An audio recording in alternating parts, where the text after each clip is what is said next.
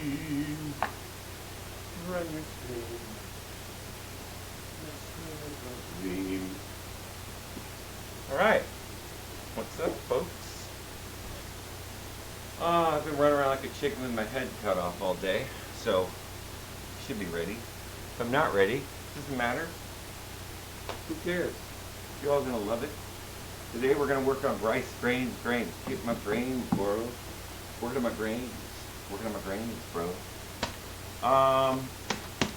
So this week, so that we have a beginning story, we're going to be working with grains, mainly for the next day, or I believe day or two. I know it's the next 3 days actually. We're going to be concentrating on mostly rice. The number one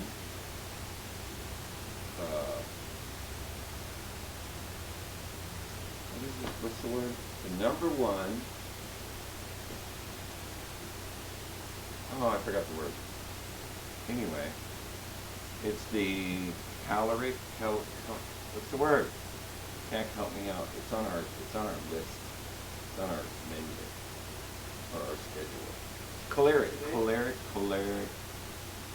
Hey, world's largest supplier of nutrition and caloric intake. Thank you.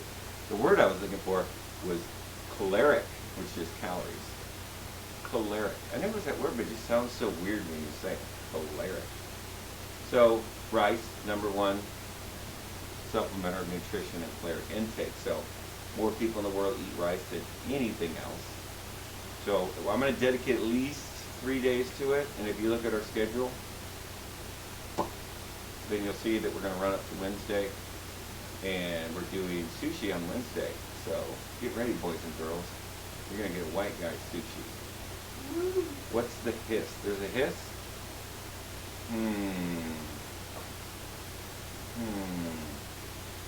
Is it the fan?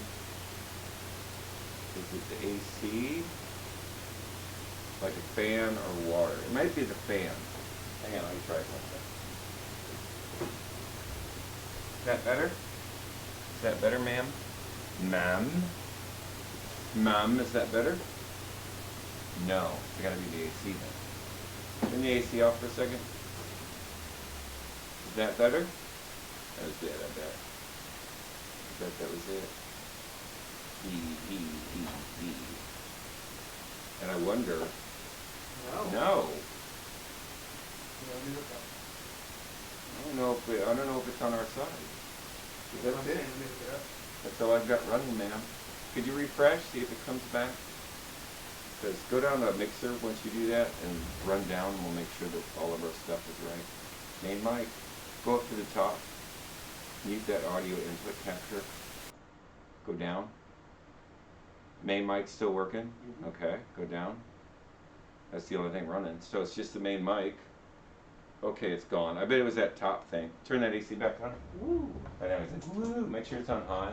High cool. High cool. Okay. High cool. High cool. I know, it is weird. No, I've got a second one on the OS or OBS. It's got that mixer, the audio mixer. So there's another thing picking it up somewhere, and I think it's the laptop mic that's getting picked up. So is that better? Thumbs up, thumbs down, thumbs up. I'm getting nothing on my end. Yes, says Jerry. What do you mean you're getting nothing on your end? I have your stream pulled up on my phone. Oh, well, that's what you get. That is what you get. So we're going to talk about grains. What I did today is I went to the grocery store, go to table microphone. No, not table microphone. Table scene. Waiting on the table scene. Waiting on the table scene. Waiting on the table scene. All right, I got a bunch of different types of rice, and there's so many more. There's over 40,000 different types of rice, and I love you guys, but I'm not buying 40,000. What's up, Mr. Plains? Welcome to the jungle. We are making rice. I need a plate. Dope. What's up, Mr. Bay? Welcome, welcome. Everyone say hello to Cherry. She's in the room, always in the room. She's a superstar. Cherry, Mom got me jasmine to make. Both jasmine, and I like both jasmine and bechamel. Yes, I do too. I love jasmine. It's great with most Asian food. It has a scent to it. It doesn't have a flavor. But remember, 60% of your taste is your smell. So when you eat something, 60% of that is just smell. So that's why jasmine rice carries a lot. There's also a smoked, then I got bechamati, and there's also a smoked bechamati, which is amazing because they smoke the rice. I like their texture. Yes, I also do. But they have a smoked bechamati, which is great if you want to add a little bit of, like if you're doing like roasted, or you're doing like roasted jalapenos and like fire roasted tomatoes on a dish, and then you sneak that smoked bechamati in there, and it goes a long way to giving it that country feel. And then I got me a box of wild rice. Yeah, always box of wild rice. The trick with wild rice, or that I can't talk. The trick with wild rice is to be patient, because it will cook, but you have to be patient with it. You have to constantly nurture it and walk it through the process of basically to the point where it's cooked, and it's textural. You know, some people like it to where it's just cooked like normal rice, but that makes it really chewy. Some people like you to blow it out to where it's like tastes the same texture as normal rice, but it's got a good woody flavor to it. Great with mushrooms, umami flavors. Take really good to wild rice. And then Wednesday, I got us some sushi rice, which is a short grain rice. Difference between short grain and long grain. Oh my gosh, let me slow down a minute. Let me take a deep breath. I'm excited, so I get a little nervous and I run over myself. Take a deep breath. Calm down. Talk me down, people. Talk me down. So, short grain rice is great if you have a dish that is primarily a rice ingredient that the short grain works better with, because it's not a long grain rice. So your long grain rices, usually your short grain rices you'll find in soup. And then sushi rice is actually very close to a burro rice. So burro rice is what you would make risotto with, which we're going to make risotto this week. We're going to make sushi on Wednesday. We're going to make a dish with wild rice, and then we're going to make a dish with the bechamati, and we're going to make a dish with the jasmine rice. So if you look at our schedule,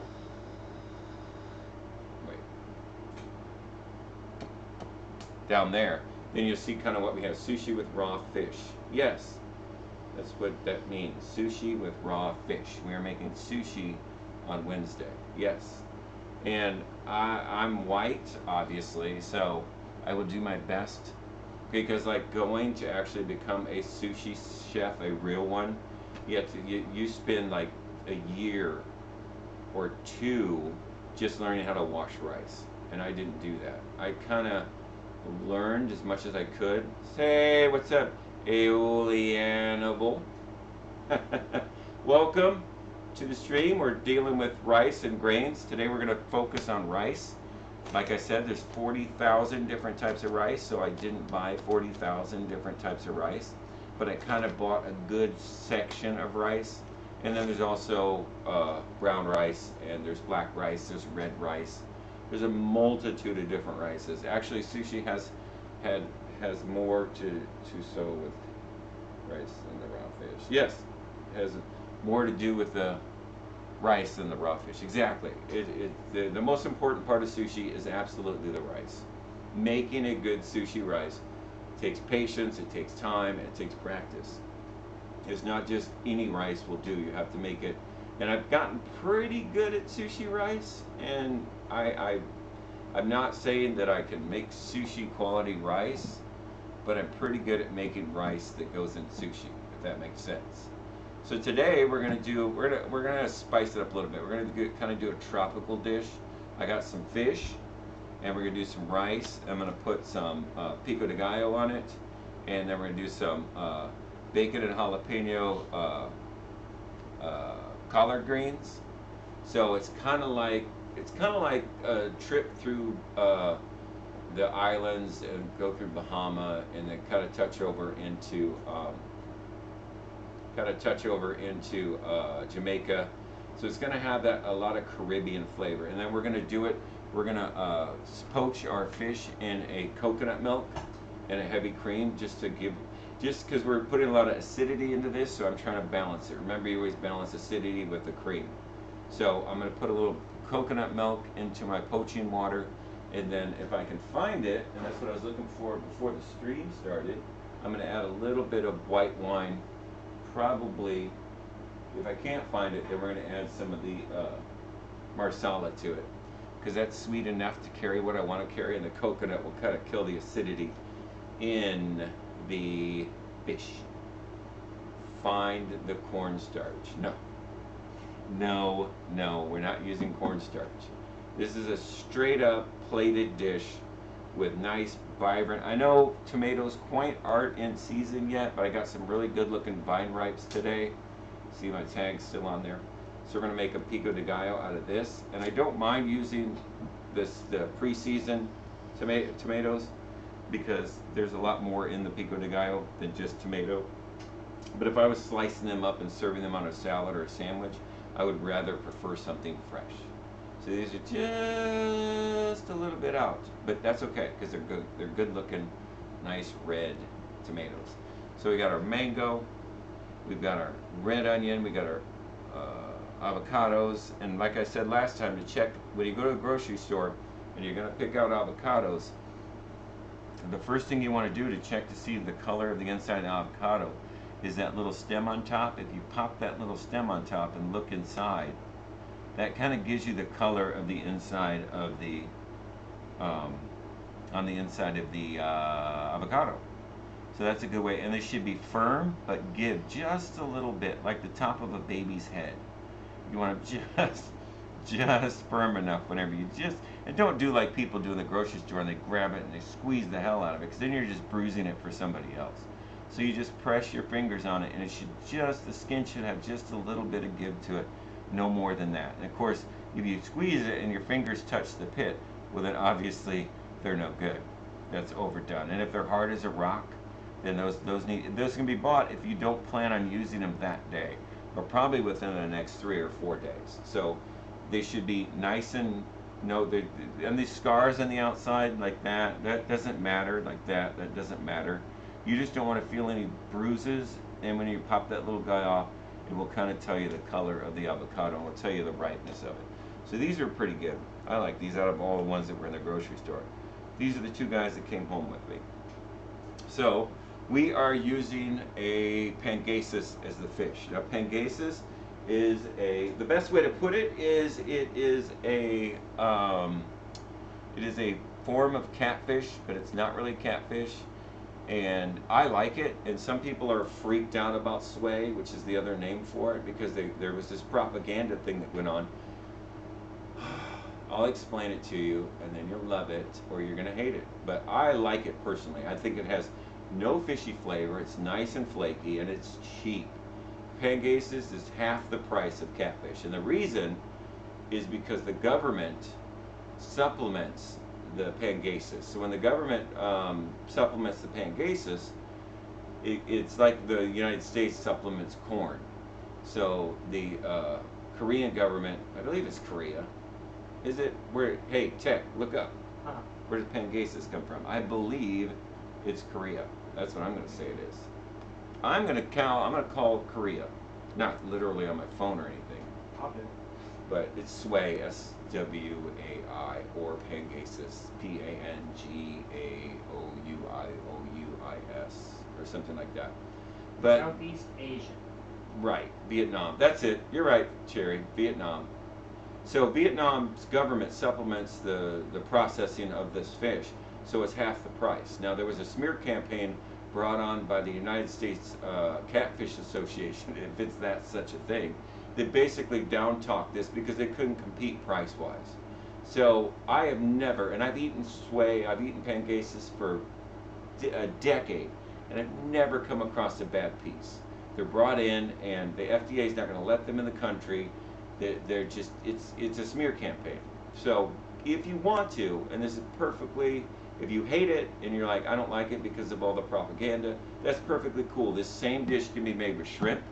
The same dish can be made with any fish, as long as it's whitefish, cod. You can stay in the whitefish family for this. I wouldn't use a redfish. I wouldn't use salmon or anything like that, because there's so much acidity, and it's hard to combat that acidity without tons of butter. And the only butter is the milk fat that I'm putting into this dish. So I would try tilapia will work. So I would stay with a whitefish if you just don't want to try sway. But if you haven't tried it and you're not hung up on the whole propaganda thing, then I would definitely try pangasus. It's an amazing fish. It really is. I love it. And every time I make I'll make a Brazilian fish stew, I use pangasus. And then this dish I use pangasus with. Not because it's cheap, I just like the way it tastes. It's got an amazing flavor to it. So I didn't fall for the propaganda. I stayed clear of the smear campaign by the United States Catfish Association of America, or whatever it's called. So first thing we want to do is we want to start our greens, because our greens, a really good green, a really good collard green, takes a little bit of time to cook. It's not a flash cook.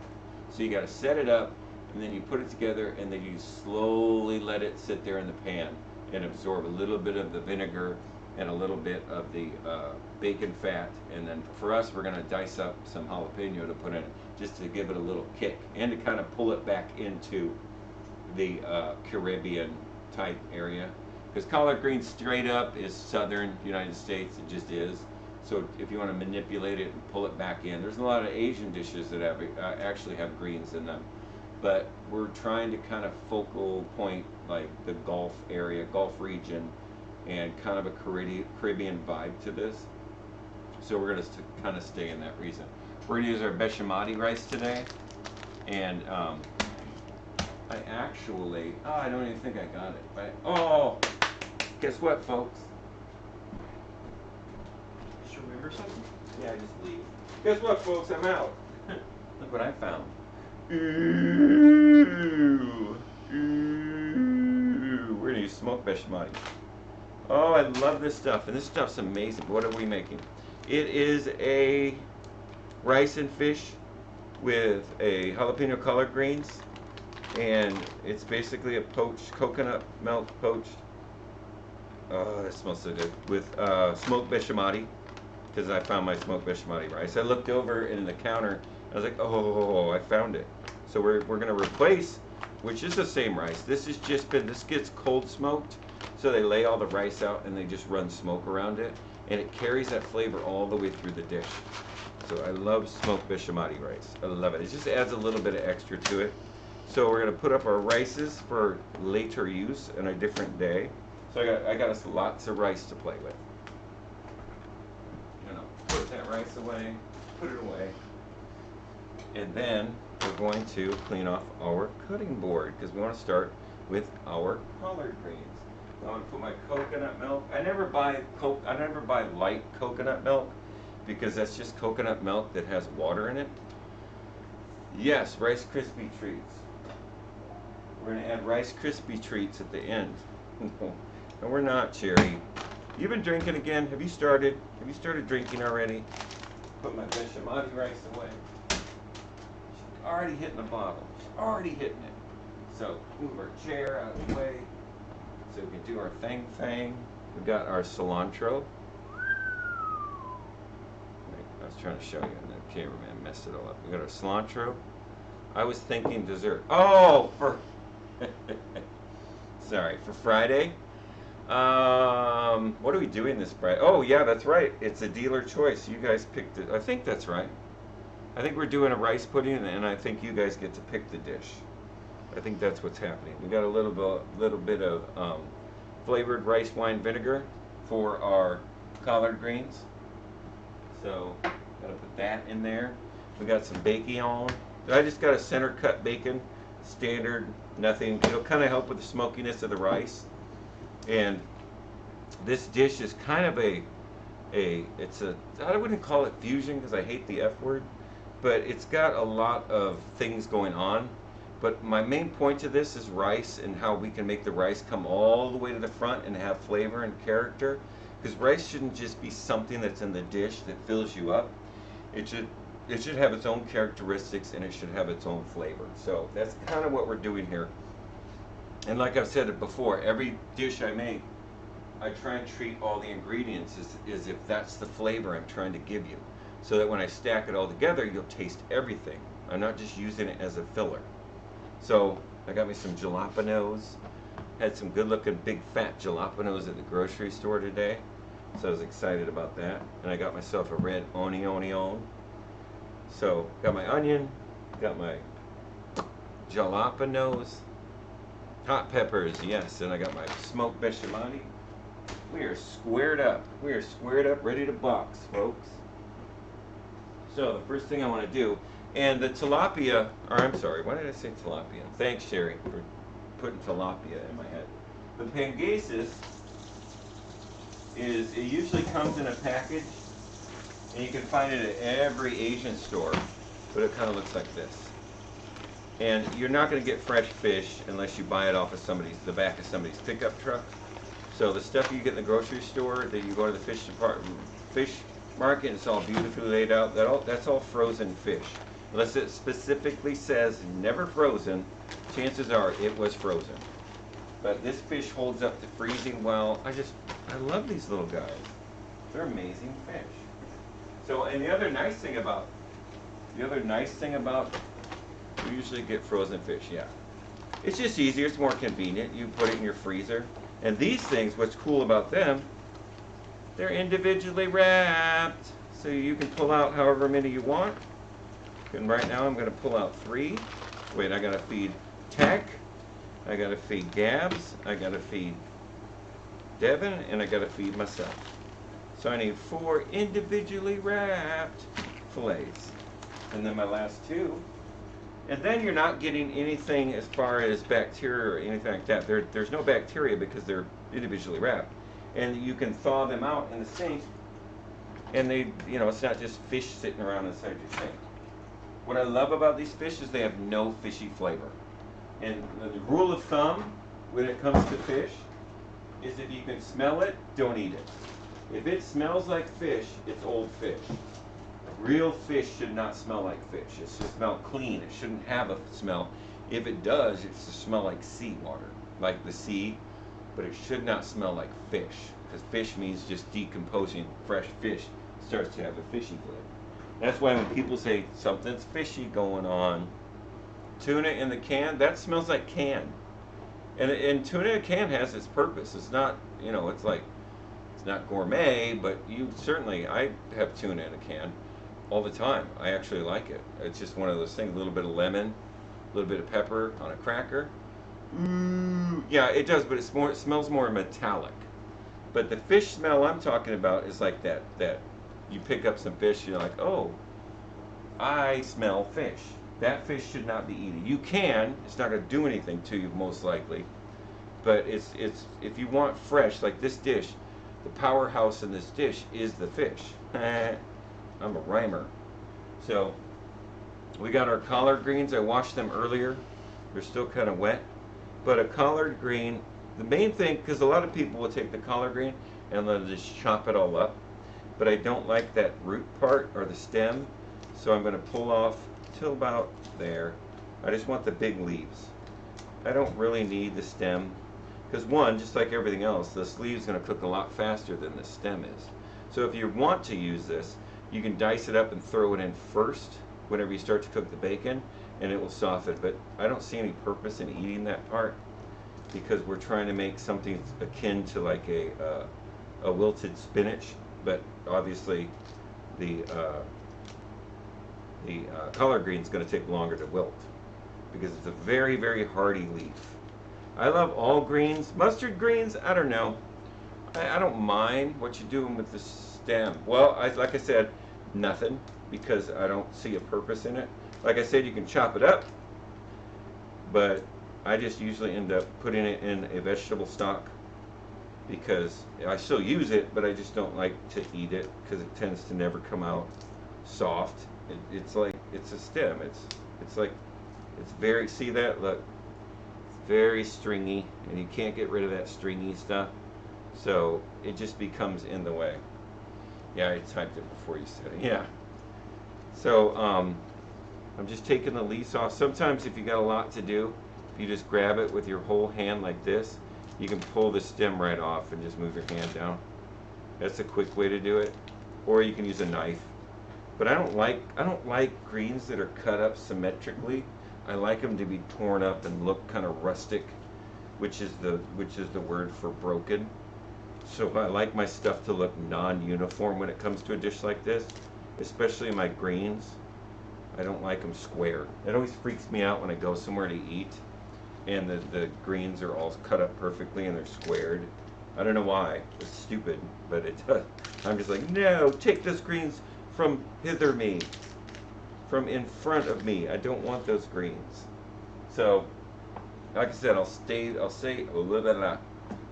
the stems for my stock. Doo-dah, doo-dah. So, let me get a bowl. Got a bowl, put our green leaves in it. Now, I'll rip them up into bite-sized pieces like that big, but I'm not gonna cut them with a knife. I assume probably if you're good with a knife, it's faster. But like I said, I just don't like uniform greens. Freaks me out every time I go somewhere. And usually when I see a uniform green, that's some culinary student fresh out of culinary school that's like, look at my knife skills, and they're ripping through all the greens with their knife. It's like, stop, just tear it apart, touch it, hold your vegetables, hold them in your hands and feel them. That's such a big deal when it comes to prep, is touch your food, play with it, get your hands in it, enjoy it, because realistically, that's really, you have a license to touch other people's food. Wait, you want us to feel up our food? Exactly, I do. You have when you cook dinner for someone, they automatically understand. They've already came into a verbal contract with you that you are going to stick your fingers in their food. It's just the way it is. So wash your hands first. Number one, wash your hands. Number two, play with their food. So get your hands in there, touch it. Oh, it feels so good. Hey, PKC, welcome.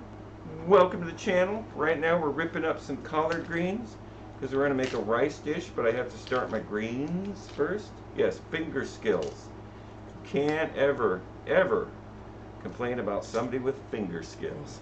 It's going great, actually. Monday, I'm ready to get back at it. I'm ready to put some knowledge in you people. Just get it all up in there. Get some knowledge up in you. And today we're working on grains. Like I said, there's 40,000 different types of rice. I did not buy 40,000 different types of rice, but I bought enough so that we can have enough knowledge about what we're doing and kind of grasp on how to actually correctly cook rice. And there's actually a few ways to cook rice. It's not that standard, read the back of the box and then they say, you know, put the water to boil, dump the rice in, and then put it on simmer and cover it, and then yada yada yada. There's many different ways to cook rice. I mean, look at risotto. Risotto is not, it's a rice, but it's never cooked like you would cook a standard rice. And pretty much within reason, you could cook, I would stay away from grain rice like brown rice or red rice or black rice, but you can cook, or wild rice, but you can cook that the same way. You can cook rice like pasta. You can put it in a giant bowl of water and then sift it out. That helps to alleviate the starch. Mom has a way of doing it. I don't know how she does it. When it's done, it has holes in it. Really? That sounds like blown out rice. I'm just kidding, Jerry. That's what it sounds like. It sounds like the rice is blown out. I did it. It's burnt too. The rice is burnt? Oh, Jerry. Peggy, I don't know why, but I get on a random creative one and ended up coming up with a logo idea for you. It doesn't matter if you don't like it, but I discorded it to you. Let me know. Oh, thank you so much, Peaky. Peaky! Thank you. That is so sweet. I really appreciate that. I do. If you're a guy, then I'm like, all right, bro. Thanks a lot, bro. If you're a girl, I'm like, oh, that's so sweet. You're the champion of justice. I will look at it when I get a chance, but that is super sweet. That is really cool. See, I did the both sexes there. Super sweet, really cool. Because I try and speak to my audience. That's really cool of you. Thank you. I appreciate that. And I don't have the patience or what would be their architectural skill, which is the way I look at logos, is they're very architectural. It's all good. I felt like designing it. It was randomly think about your street. Thank you. That is so awesome. I appreciate it. Yeah, I don't have the graphical skill, yes, or the architectural skill, because logos to me are very architectural. They're built, and I always believe art is not built. It's artistic to be architectural. Look at all these big words I'm just chucking at you guys, but I really think that it's a different skill set. So it's like people who draw cartoons. I can't draw cartoons. I can draw like real life stuff, but I just can't figure out how to draw cartoons. And I think it's just an art form that is some people are great at. And I can't draw at all. Aw, Cherry. Man, you can't cut, you can't draw, you can't make rice. We're going to help you, Cherry. We're going to start. Can't make cinnamon rolls. Yeah, you can't make cinnamon rolls. So it's sad, and we're gonna start a GoFundMe Cherry to just send her to basic school. I don't know if that school exists, but it's just basic school. It's like, this is a tomato, and then you get a week just to look at that tomato. Put your hands on it. So, like I said, we're cleaning up our collard greens, which, and by the way, collard greens shrink. So, well, I tried to combine learning your love of knives and the color of your chef top. That's all I had to go on. Yes, and I'm super glad that you've been hanging around the stream to kind of get a better feel of what we're doing. Because I always like stuff that's personal, and I always like stuff that is out of the ordinary. And I don't necessarily thrive to a perfection type thing. I like it to be playful and comical, so I'm sure whatever you've done, I will greatly appreciate. So now we're going to just sit there and dice up our greens a little bit in our hands without a knife. Sherry, you can't use scissors on this either. Sorry, this is no scissor zone. So we're just kind of breaking them up into spoon-sized pieces. We're not cutting them with scissors. So see, this is something you can do, Cherry. Absolutely. See that? Now let's put this out here. Put our bowl over here. Throw it in our bowl. See? This requires no skill. Just tearing apart stuff. I love collard greens. There's a restaurant downtown where I live that has a soul food restaurant, and they have the best collard greens. I love going down there. And of course I'm pink, and everyone that worked there is not pink. So every time I go in, I said, "Can I have the collard greens, please?" They're like, "Are you sure?" Because most people don't like collard greens, and certainly most pink people don't. Yes. Cherry uses scissors, sneak scissors. And gosh dang it, Cherry, put this. Leave the scissors alone. They're for crafts, not art. Just the crafts part. That's what scissors are for. So we're just breaking up our. If they get too big, just come back and break them up. Do do do do do do. We've got fun and games. So tearing up our. Oh, it's crafting up some greens. Gotcha. No, we're not crafting up some greens. Yeah, I could see Cherry like cutting out little like stick figure guys into her collard greens and then cooking them. And then you got like a bowl full of green people. She's like, "It's hot, man." Yeah, snowflakes. Folding it up, making those weird scissor cuts, and then unraveling it, and it's a snowflake.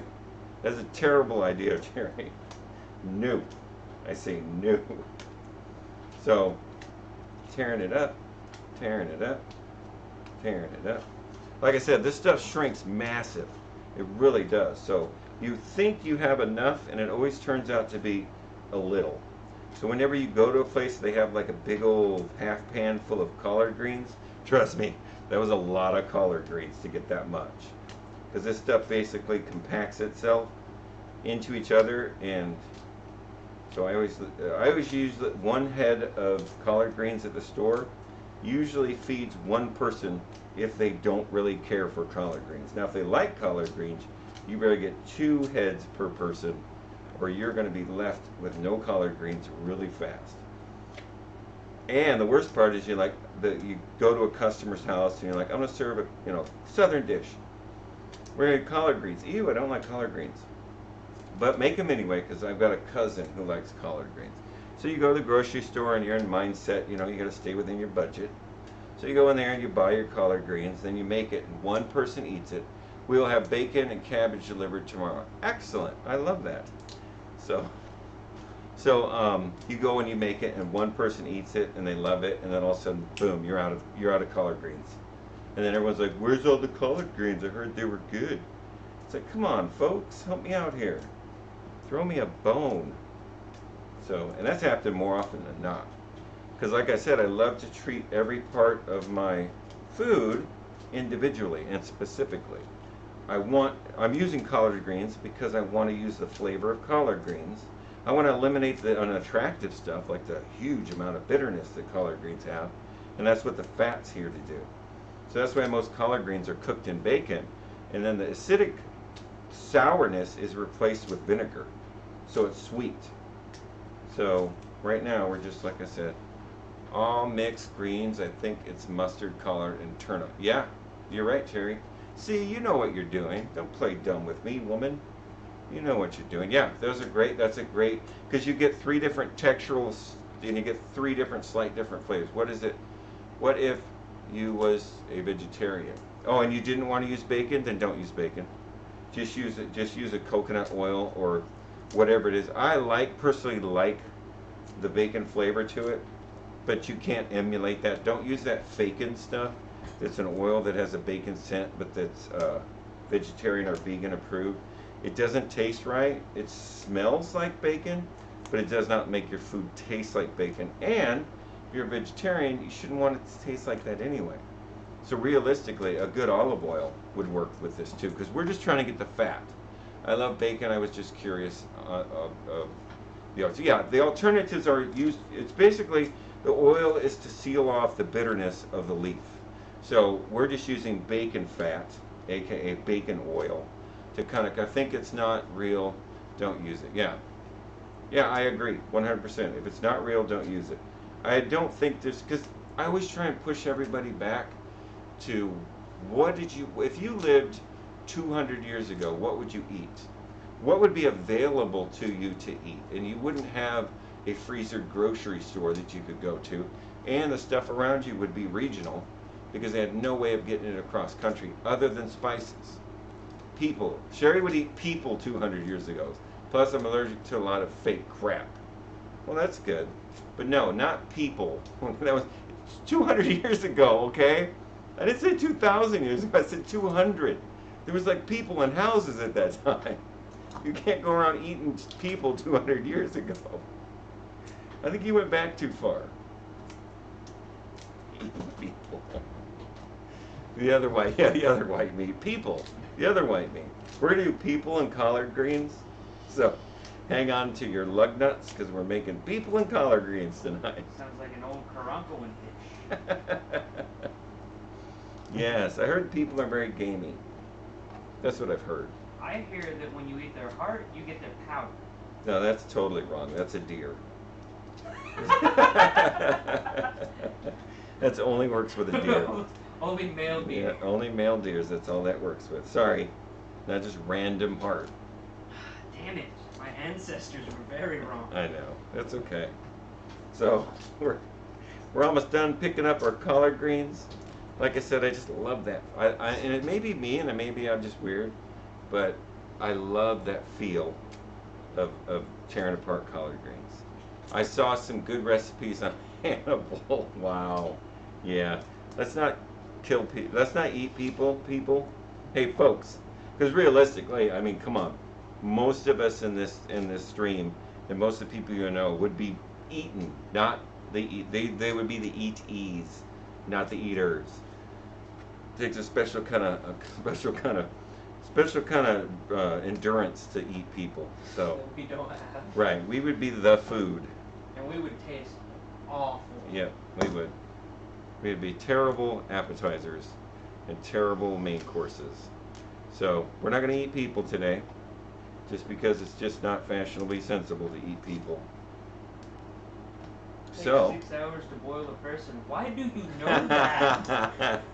Jerry, I think that's an estimate. I don't think that's an actual fact. Hashtag hot tub.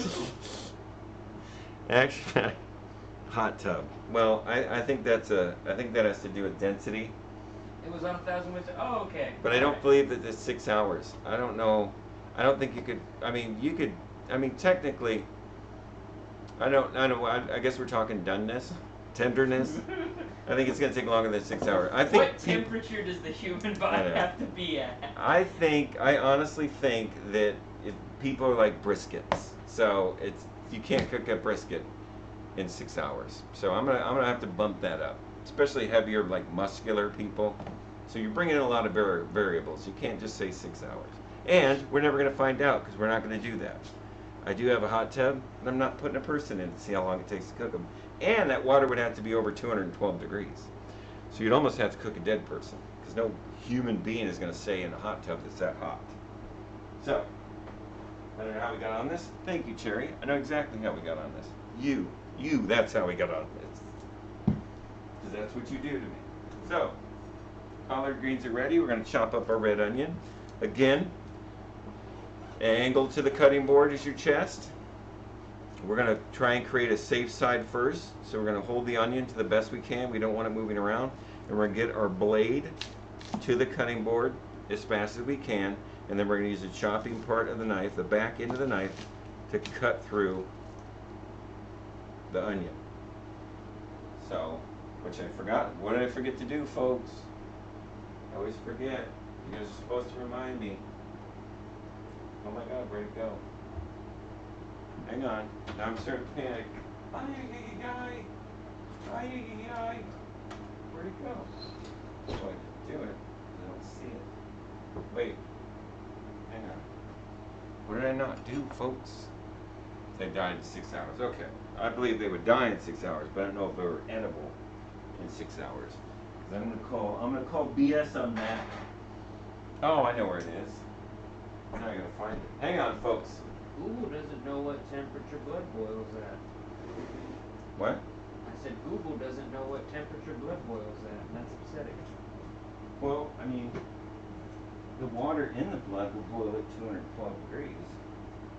That's just science. It's just science, man. I'm still here, folks.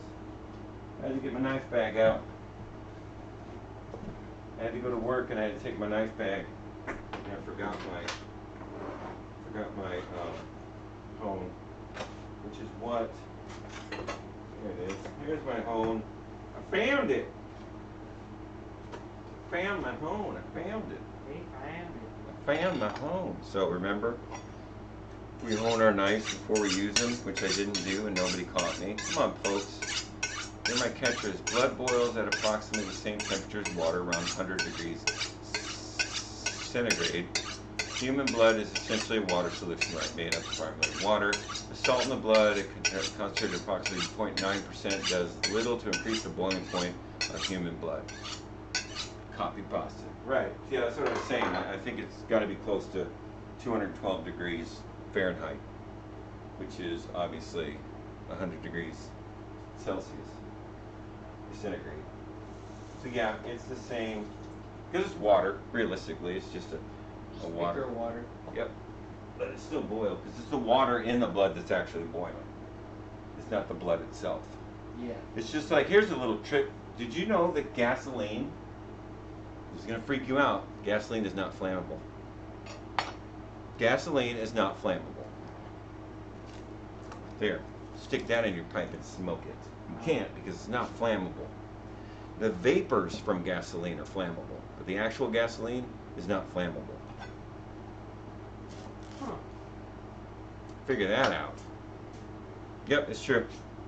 That's why whenever your car, it has to sit there and compress the gas and then turn it into a vapor to mix with oxygen so that it's flammable. Without oxygen, gas is not flammable. So the liquid itself is not flammable. It's the vapor that's given off by the gas that is actually what burns. So there you go. So in a zero vacuum, gas is not flammable. So why the frick do spaceships blow up? Oh my gosh, Hollywood is fake. There you go, folks. Hollywood is fake. Spaceships don't blow up. How you like that? I know your minds are blown. You're sitting back in your gaming chair and going, whoa. So, alright, taking our onion. We peeled off the outside. We cut the bottom off using our slicing blade, which is the front of the knife. Slicing blade. cutting blade, chopping blade. There's 3 blades on a chef knife. So our slicing blade goes in and pulls, our cutting blade goes down and through, and then our chopping blade goes down. But at all times the knife stays on the cutting board. That's the safest way you're going to learn how to cut. So I'm going to do I think I'm going to do a nice thin cut for the collard greens, for my red onions. Because I want the red onions to show up. I don't want them to completely disappear. So I'm going to do a nice slice. You see that? To the cutting board, pull. To the cutting board, pull. I'm using the finger as my initial guide. Once the knife's in the onion, I kind of let it do its own thing. Okay? It's the same knife cut. This is a slicing knife cut. Slice, pull. To the cutting board for safety, and then you pull back through the onion. It's a safety thing, folks. And now once you get down here, I'm going to start using this blade because I'm closer to the rear end and I don't have a lot more to hang on to. So now I'm using the cutting blade, which is in the middle of the knife, and I'm just putting it in and I'm going straight down. Okay? Hi, Mom. Say hi to my mom. She's watching. Hello, Cherry. Hi, Mom. Hello. Yes. Sorry, Mom. Yes, so right away. Instantly. I'm sorry, Mom. Sorry. I'm sorry. Whatever I say or do not hold that against me. Your daughter is a protagonist. She is a protagonist. She is a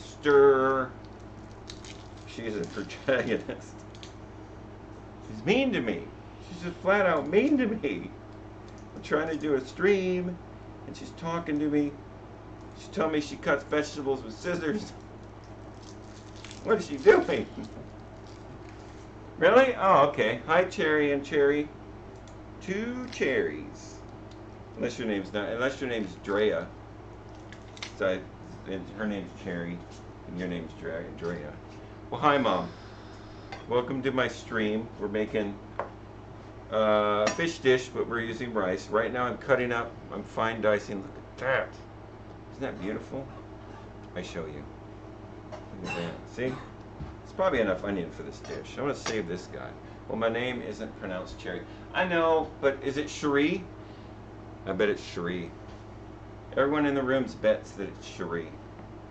I have not placed a bet. Come on, Cherie. I'm still putting my money on her name being Andrea. Andrea? Sherderea. Shed? Shedderea? Is it really Shedderea? Shedderea? Wow. Well, I'm not calling you that because I will never forget that. Once this chat scrolls up, I will never remember that. I am sorry. That's a beautiful name, but that's all you, honey. So It's all you, honey. So we have a jalapeno.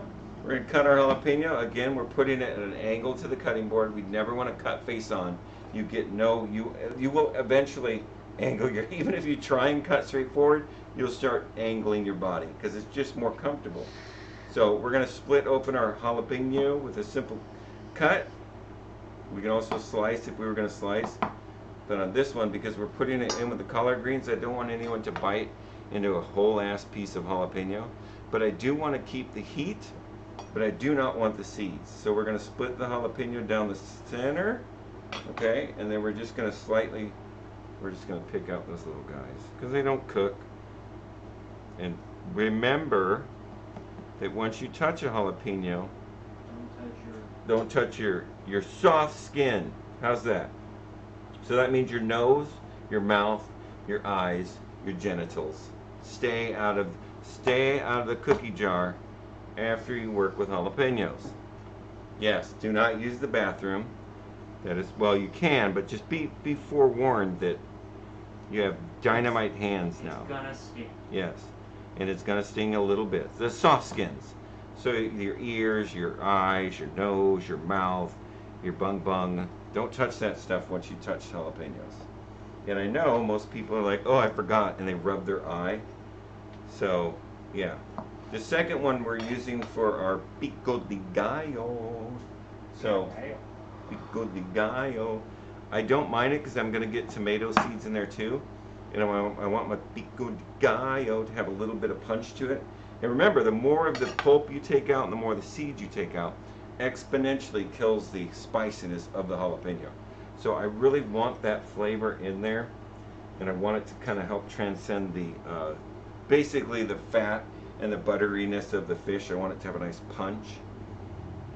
So all I'm going to do is use and I put it skin side down so my knives just like to cut. So go poop and don't wipe your tinky tail guy.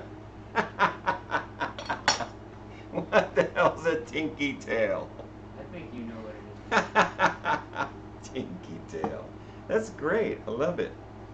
So, yes, got it. Exactly. Just don't go. Just wait. Just hold it. Hold it while you're playing with jalapenos. Okay, so we're going to do a cutting blade, which is just like a sewing machine. And we're just moving the knife over the jalapeno. Remember, this one is for the pico de gallo. Just using cutting blades. Same motion. We're looking over the knife so that we can see the cut. Okay? Beautiful, beautiful. Same thing with this one. Same knife cut. You only need to learn 3 knife cuts, and that's just to be able to effectively use the 3 blades that are on a chef knife. Okay? You got it? Put those scissors down, Cherry. Sure, what was that again? Oh, it's still there. Cheddaraya. Cheddaraya. Cheddaraya. Put that scissors down, ma'am. Cheddaraya. Cheddaraya. Cheddaraya. Hey, every time you come into my stream, why don't you just type that out so I can start calling you by your proper. Then we're going to use our chopping blade. You just kind of break these up a little bit. No, not a food pro. You got to work on your knife skills, ma'am. You can't rely. What if the electricity goes out right in the middle of your pico de gallo? You have to bust out that knife. Huh? Okay, Drea. All right. I will use Drea. I asked you that one day and you said you didn't care. You don't care what. I don't care what you call me. Call me whatever you want. And I ran with it. And I called you the worst thing I could think of. So there. See? Use the chopping blade for that. So I just used all 3 blades of my chef knife for that one demonstration. The slicing through this, the cutting through this, and the chopping through this. And then you just rinse and repeat for different vegetables. So this onion is for my pico de gallo. So I'm going to cut it. I'm going to use my slicing blade. So I'm going to go into the onion like this. And I'm going to pull it out. Now if you're afraid of pulling out, just go in and go down. Okay? Just go straight down. But the knife makes it to the cutting board first. Then we cut. Cherry and Cherry might be confused. I know. And if your mom's hanging out with us, I gotta be more respectful. Gotta give it up to the moms. I don't want to have Drea turn to her mom and go, "See, Mom? See how he is? See why I cry when the stream's over?" You wouldn't believe what he said about me, Ma's cinnamon rolls. God, why don't you bring that up again? Stop. All right, let's continue on. And we're gonna chop up her. We want to kind of give her. Now this is a cutting. We're going into the onion, going to the cutting board, and we're just pushing forward, pushing forward. Now, if you're comfortable, you can still do the same thing, but the knife stays on the cutting board, which is actually safer. But if you can't, because the onion's too high and your wrist can't get that high in the air. Pico de gallo. Yes, Dre, exactly. Pico de gallo. Pico de gallo. Exactly. We're gonna make it for the fish. So we got a red onion, we got a jalapeno we chopped up, and now we're working on finishing our red onion. And then this last little bit, it was close to the back where everything's held together. I just want to run a chop through it real quick just to kind of break it up. Everything else is nice and, see, nice and chop it up. Chipotle pico de gallo. No, I don't have any chipotles. Which all a chipotle is a jalapeno that's been smoked. And usually it's in an adobe sauce, which is a red sauce. And that's got great heat, but I love the fresh flavor, especially the pico de gallo. Once you do anything, it's like the difference between salsa and, what's the other stuff? There's salsa, And then there's, I used to have to make this all the time at Buffalo Wild Wings. Yeah, Dre. Yeah, Hot it's sauce? no, it's salsa and it's not salsa. I don't know why I can't remember this stuff. It's simple stuff. Chipotle pico de gallo. You're using lemon or lime. Actually, because I'm doing a fish with it, I'm using a lemon. Marinara. No. Salsa and no, it's salsa. Maybe it's a ranchero sauce? No, it's basically there's salsa and then there's another, because you eat it with chips and it's the thicker stuff. And I know I just had it when I was going through the grocery store. I was looking at it. I don't know why my brain's blanking. Somebody in chat, come on, help me. Hit me. Sorry, dude, I've got to go. AKA, I'm really late here. Hope you have a great. Thank you so much, Beaky. I really appreciate it. Appreciate you coming by. Appreciate you hanging out with us. Appreciate the logo. I haven't looked at it yet, but when I get a chance to, I'm certainly going to look at it. And I'm super psyched. There is. Help me out. You could look it up. You have the internet. Tech I don't know guy. what to Google though, like that sort of stuff. There's salsa, and then there's, say, what is salsa? What is cooking salsa called? Because there's a difference. There's salsa, and then there's salsa. Help me out. Different types of salsa. There's salsa, and then there's. I don't know why my brain's doing this, but. Hello, my lady. Pico de gallo. Huh? Salsa picada. No. And then salsa mexicana. No. It's not salsa. It's not called salsa. There's salsa, and then. Oh my gosh. Oh, what is it? It's not green, is it? No. There's two types. And people buy it and they don't realize that it's not made for fresh. It's made for cooking. There's salsa that you use for cooking, and then there's salsa that you eat fresh. And they're both different. And they have a specific purpose. And I'm trying to think of it. There's salsa, and then there's, I can't think of it. Oh well, we'll go past it. Hopefully Tech can figure it out so that we can come back to it. You mean like enchilada sauce? No, Dre, not enchilada sauce. It's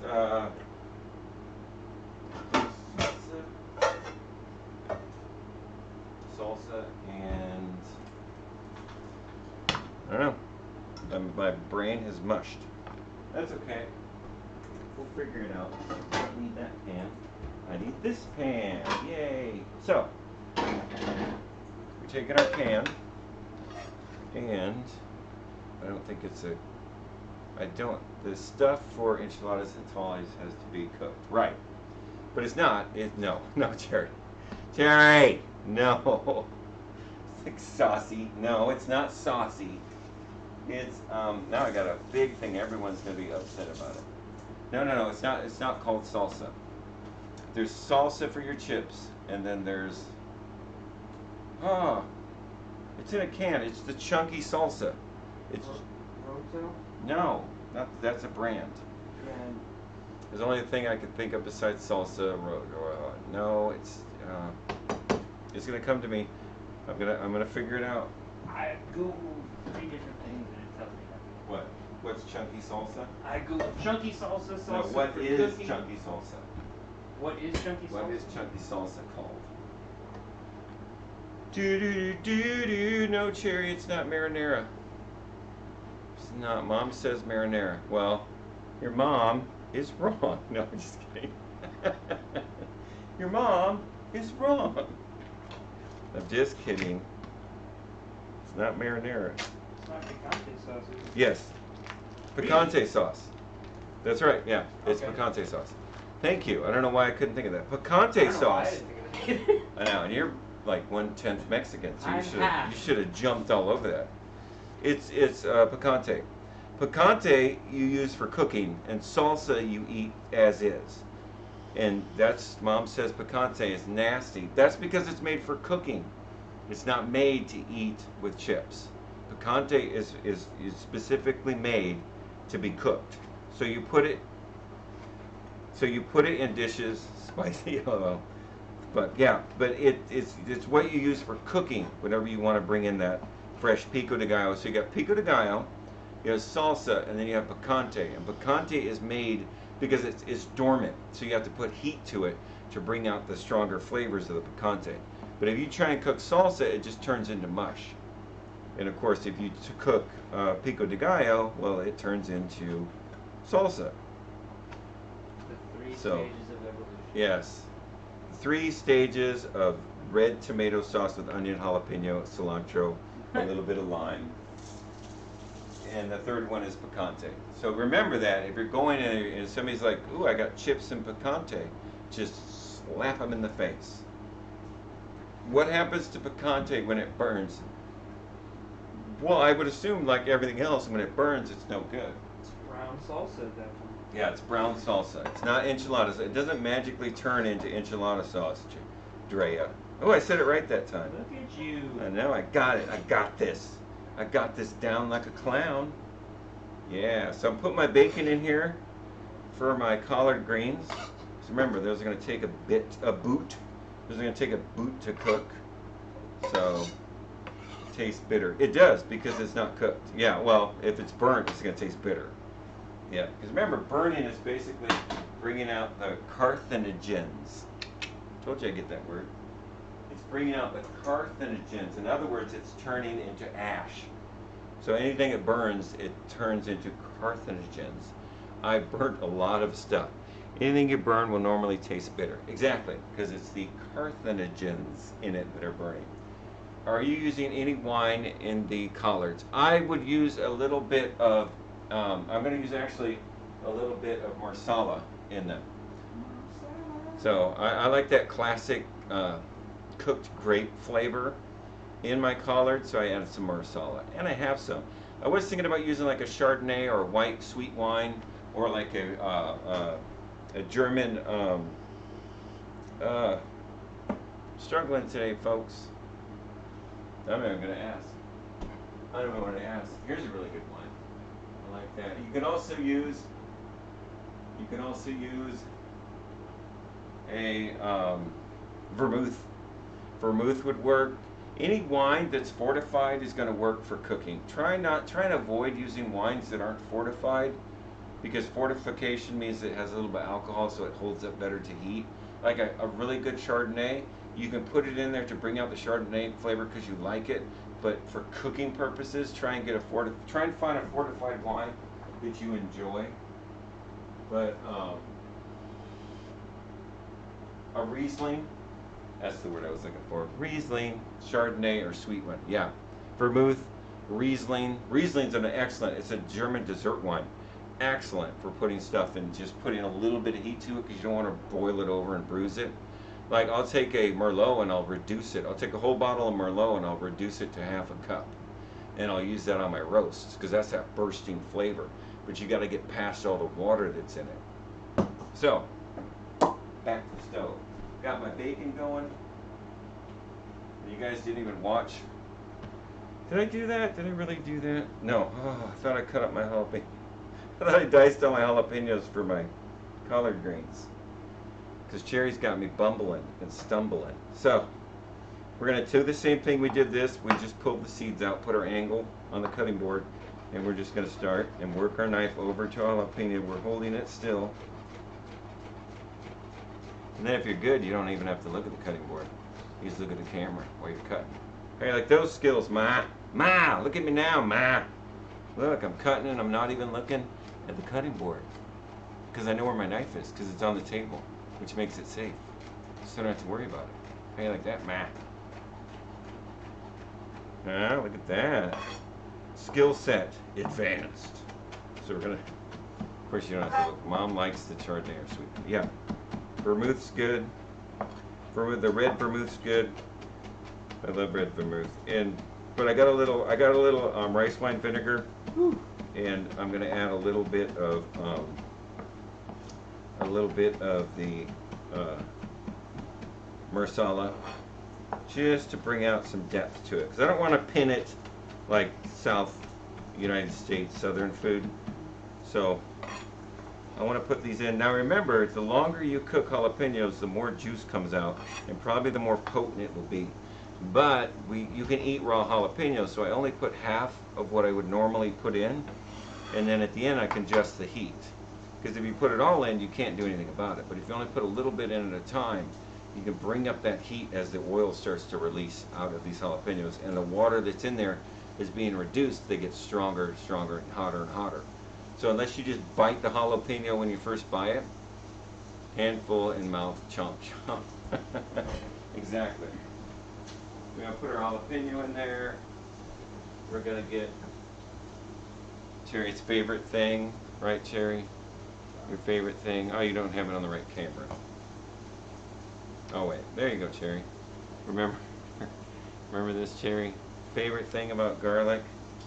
Yeah, that's right. So we're gonna pull some garlic off. 4 pieces. 4 pieces should work.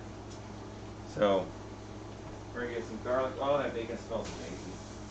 Toss that around. Turn my heat down. So remember, we're listening for the sound of the food cooking. So what happened? Oh, it's the cutting board. There. So whenever it cooks, you want to have it make those 3 different distinctive sounds. It either sounds like a golf clap, which is low, and steady, which is a nice good simmer. Just something that's in a pan, like the bacon. I don't want to turn it brown. I don't want it crispy. I just want to have a bacon flavor to it. Because as I'm cooking the collard greens, the water is going to start leaving them, and it's going to make that bacon soggy anyway. So who cares? So I want a nice simmer to just release the oil, the fat out of that bacon. Oh, it smells amazing in here. I'm going to use our hands, push out our garlic. This one's already did that one. Breathe, garlic, breathe. You're going to live. Like a little garlic. So yeah, we are making a fish dish. I know it doesn't seem like it. Actually, we're making a rice dish. But I've got to get the collard greens started before we get into this, because they are going to take the longest. And whenever you meal plan, you want to take the thing that obviously takes the longest to make and get it out of the way. And then the second thing you want to do is make the dish that will hold. If you're making a dish and it will hold, and you can just put it on a back burner. Mom asked if you're making cornbread with the greens. No, ma'am. Not today. Not until we get into our breads, because I want to kind of make a whole section of just baked goods. So breads and rolls and donuts and beignets and all the stuff that we're going to make in the bread section. When we do that, I'm kind of trying to stay away from that in this section, because it's a completely separate animal. Baking is not cooking, and cooking is not baking. So I kind of want to really put a divide between that. So I've kind of avoided making breads, because I would love to make some breads to go along with a lot of this stuff, but I think that I don't want to overtax everybody. I forgot to tell her that you're seasoning out stuff by the categories. Yes, I'm sectioning out stuff by categories.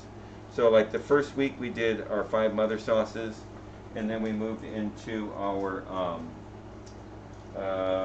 what did we move into? 5 mother sauces, and then we moved into vegetables, and then we moved into pastas, and now we're at grains.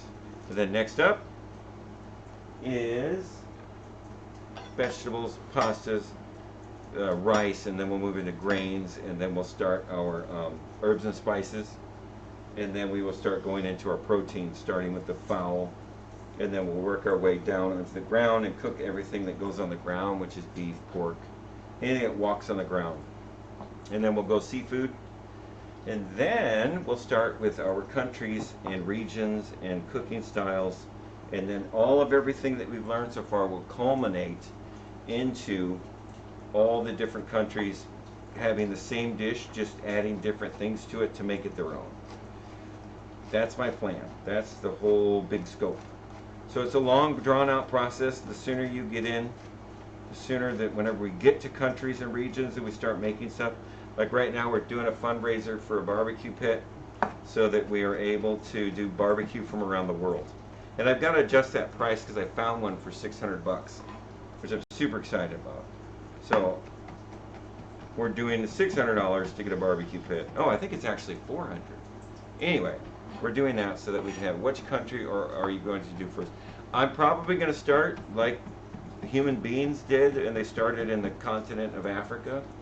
But hear me, aw, thank you, Rex, you little superhero. You know, listen, I have the stream up, but I can't talk because I'm slaving at work. Okay, cool. Thank you. Thank you for the bits, Captain Slappy Pants. Now, we do not want to put our garlic in. Rex has found some of the episodes, but I don't think I found the right one yet, Rex. I found some of the episodes. Hear me.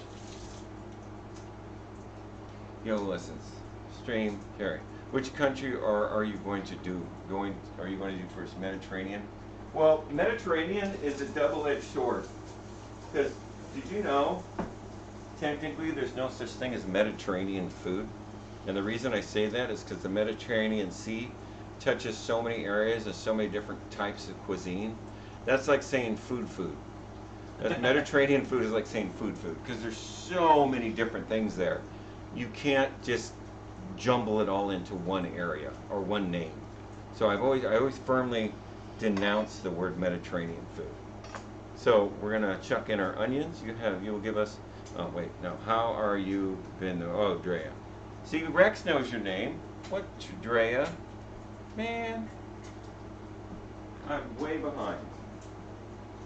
Hey, Rex can't hear me. I wish Rex can hear me. Because Drea's got her mama in here. Mama Drea's in here. Cherry's in here.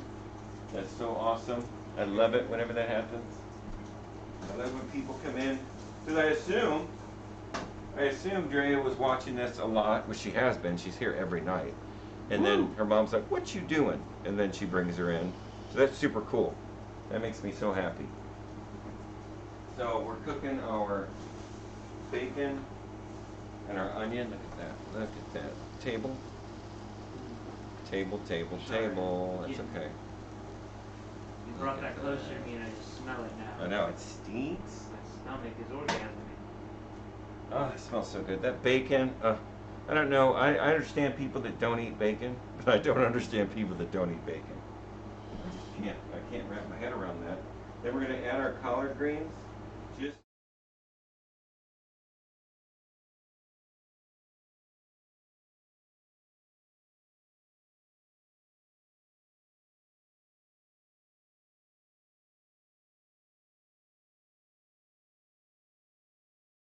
remember when I told you utilizing the water in the product to cook it?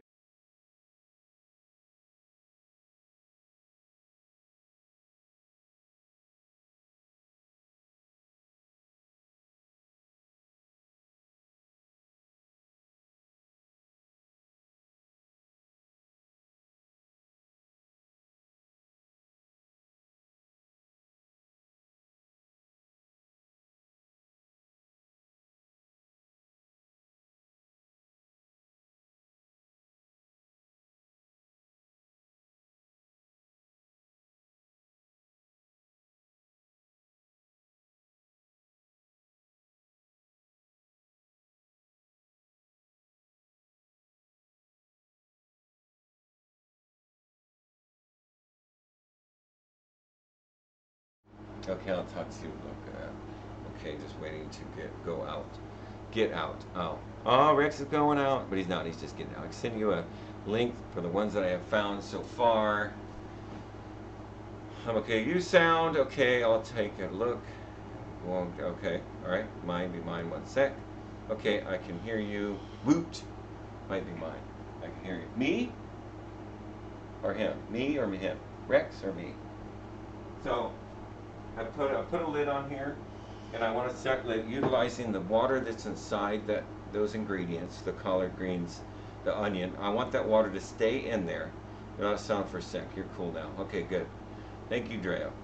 So I want that water to sit there inside there. I don't want it to escape. Now, once those collard greens have softened, then I want to start working the water out of it, because not only will that intensify the flavor, but we don't need the water in there whenever we move on to the next step. So our collard greens are good.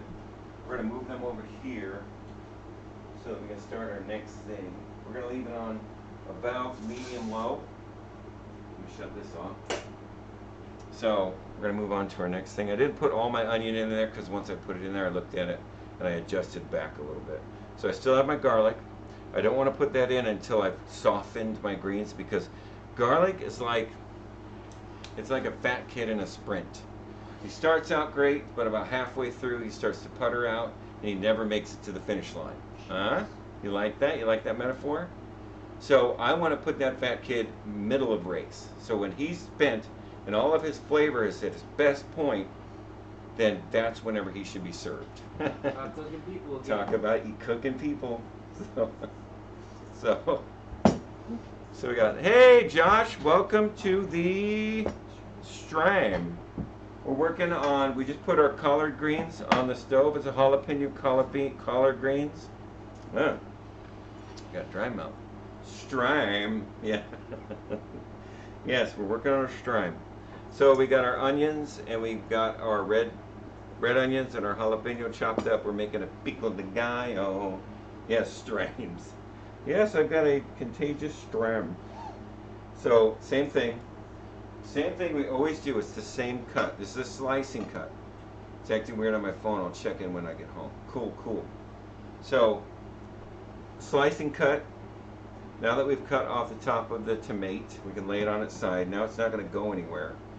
We got a nice sturdy base off to work off of. So we're going to go into our tomato, push in to the cutting board, and then pull back.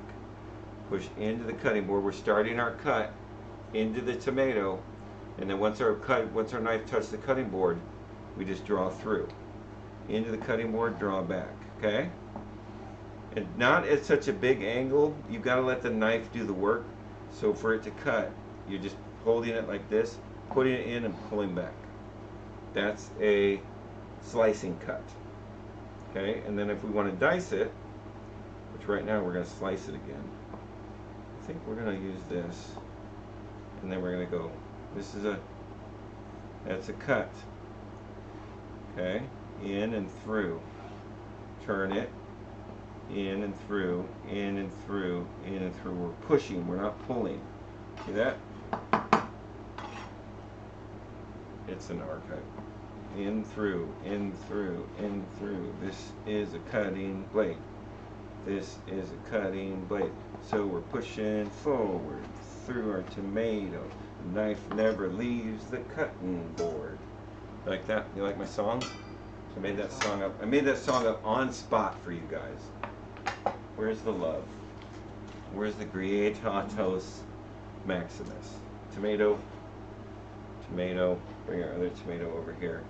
So remember, we're just using cutting, which is the center of the knife. That's the cutting blade. It's not the slicing of the chopping blade. We're just cutting the tomatoes.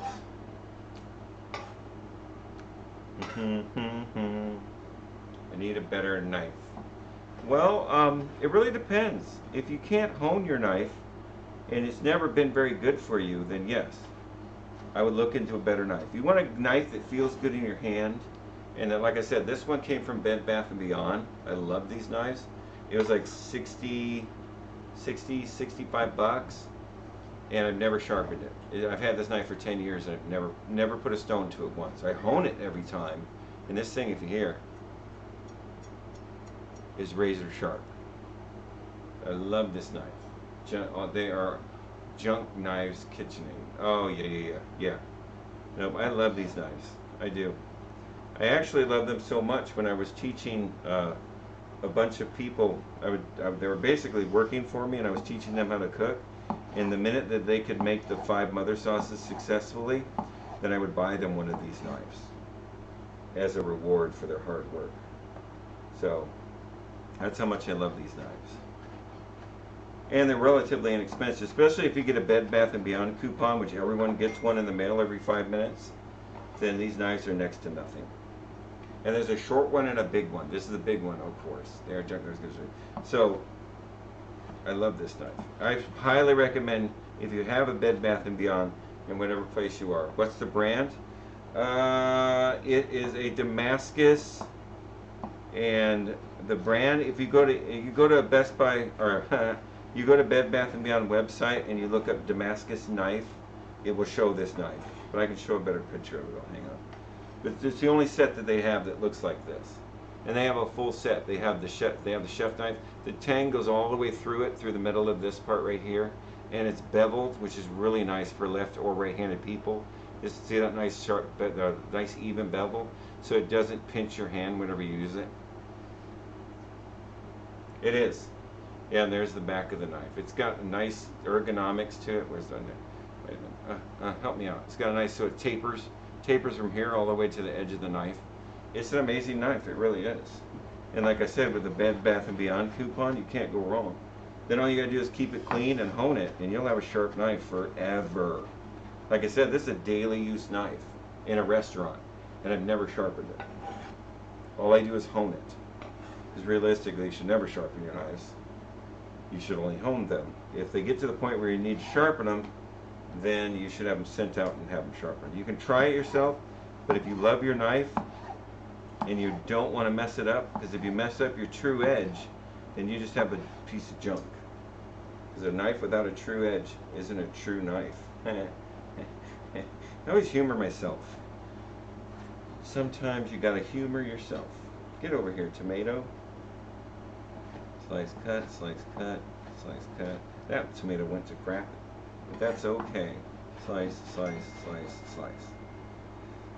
Cut, cut, cut. That's a cut, not a slice. Remember, the slice is the tip of the blade. I'm just gonna dice these up real quick, just to get them out of the way.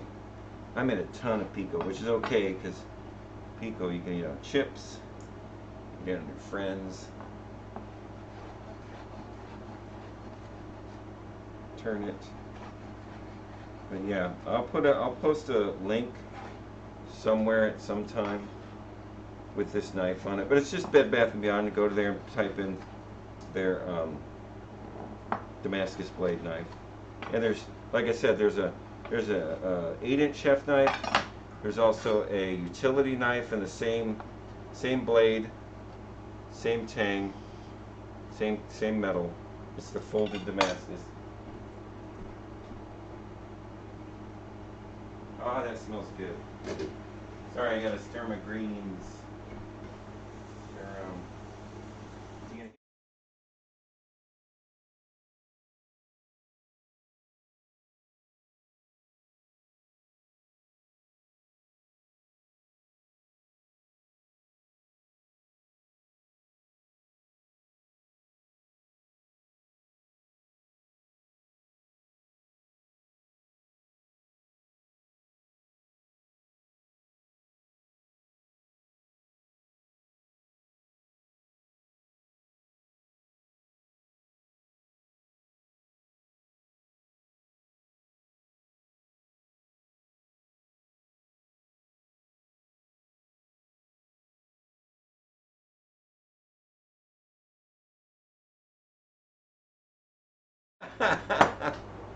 My tech literally just fell asleep on me. So, whenever you buy the knife from Bed Bath & Beyond, it comes in that case. When you pull it out, you will be like, holy crap, this is a super sharp knife. Hey Cherry, welcome back. Looks like it's, yeah, that's it. It's Calfon knife from Bed Bath & Beyond. I don't think, if you don't have a Bed Bath & Beyond, you can certainly order these online. And if you go to the Bed Bath & Beyond website, like I said, I will post a link down below this week in case you're interested in getting this knife. Yeah. Is it $100? But with the Bed Bath & Beyond coupon, you usually save 20%. Right? Huh? Those little pamphlets you get in the mail every 5 minutes.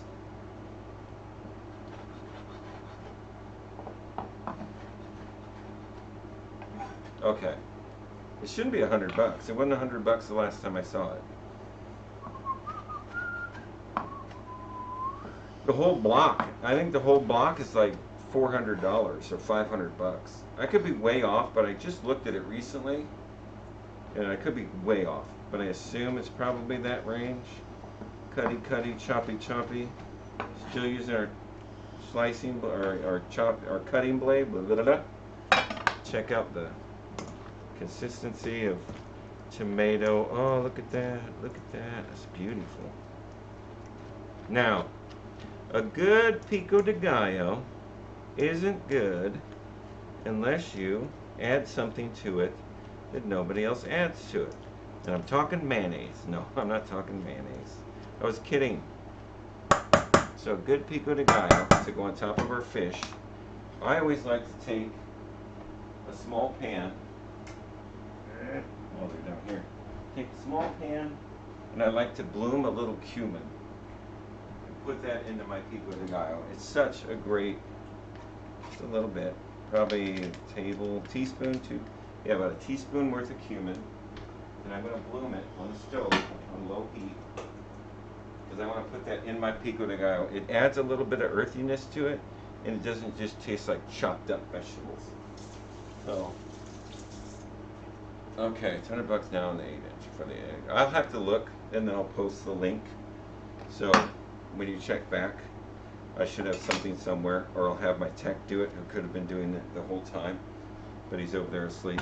Right, tech? You could have been, go to Bed Bath & Beyond and look up this knife. Give him a link.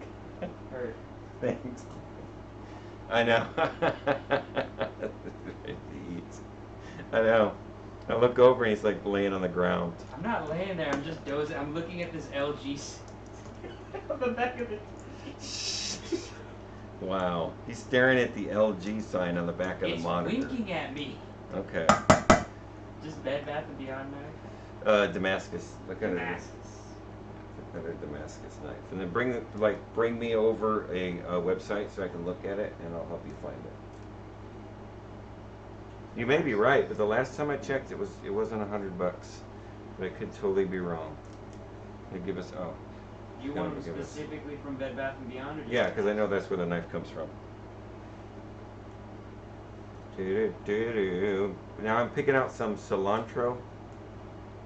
So I'll take that with cilantro and lime and chips. Yes, Terry or Drea. Yes, exactly.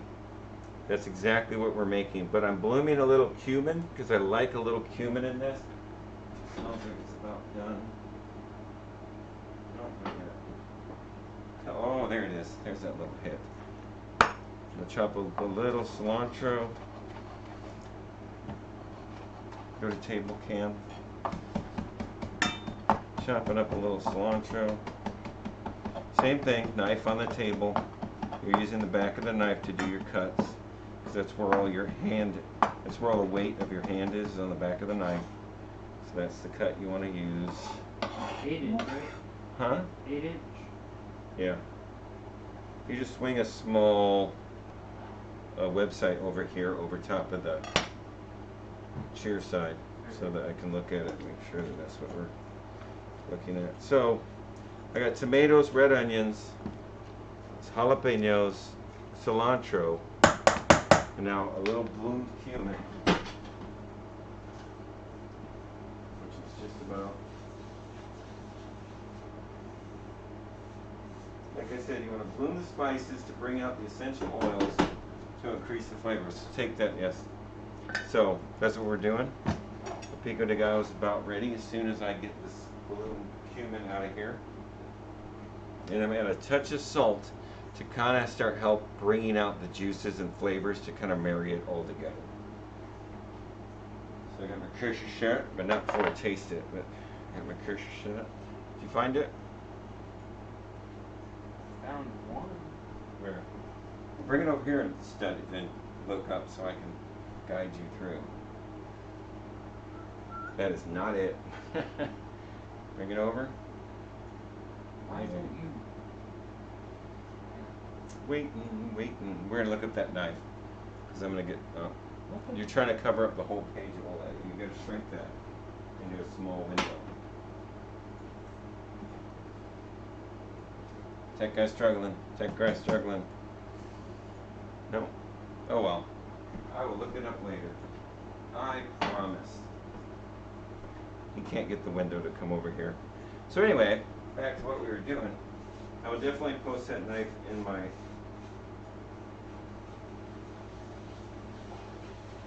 So still waiting for this to bloom. Got it. Okay. It is not that knife, obviously. It is not that knife, obviously. Go to the Bed Bath & Beyond site. try to pull that over closer to the right side so I can actually see if anybody says anything. You can't click off of it. What? Oh. And then what can we help you with? Man, the blooming spices tip really changed the game. Thank you, Josh, and it does. And then look up.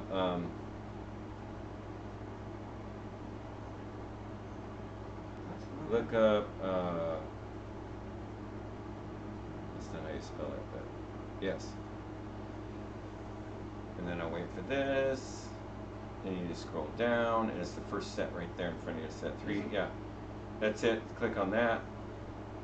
And that should take us to the individual knives at the bottom.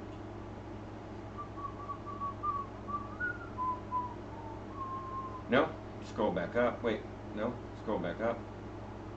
And then what are the copy paste? Scroll up and copy paste the Calphalon Katana series. That's what it is. I know I said this before, but man, the blooming spices tip really changed the game. Yeah, I agree 100,000%. I don't do anything but bloom my spices because you can't get proper flavor out of the spice unless you release the oil into it. If you scroll down, it'll go to the individual knives. There they are. Click on that, and then you should be able to scroll down. They should have individual ones. Oh, why is this stuff there? Choose your item below. Yeah, that's what I thought. See, so the. This one? Yeah, it is 99. It's $100. All right. Well, I apologize. I know I said it was 70, but that $99, and then you have the 5-inch. Go back up. Yeah, no, up. There. That one there is the 6-inch chef knife, which is $60. That's for the female or small-handed people, because 7-inch chef knife's big, but I had to buy it because I usually had little, younger, shorter and like 5-foot tall girls working for me, and they had smaller hands, so that shorter chef knife. Josh, thank you so much. You are a freaking rock star. I know. Thank you. I appreciate that. That is so cool. Everyone, thank Josh. He got my son's face, so he now carries my son's face with him. So enjoy that if you can. Is that a subscriber? Yeah, that's Devin's subscriber face. That is so super cool. Thank you. Oh. You are a rock star. Dude, seriously, I've learned so much from you so far. Thank you, Josh. That is so cool. I love that. I really do. I appreciate that. So now we have our pico de gallo. We have our bloom cumin in it. I know I'm going to have to add salt. I'm going to taste it. Mmm. Mmm. Woo! I love it. Is salt you just doing there? Yeah. Oh, okay. Did a little bit of salt in there. This, that jalapeno is freaking fire. Mmm. Oh, it's good. But when we do the fish, we can't, unless you love fire. That jalapeno was for real. That jalapeno brought everything. Woo! So I'm not going to put a dab on mine because I am a wussy. But there's the pico de gallo. See? I don't know what that guy's doing in there. Get out. Get out, you nasty long onion. Pico de gallo. Hot as hot can be. You want to taste it? Yeah. You like hot stuff? Yeah, I really like hot stuff. That jalapeno was not playing around. That jalapeno brought its A More game. that much. Come on, wussy. It's just a fish. That jalapeno.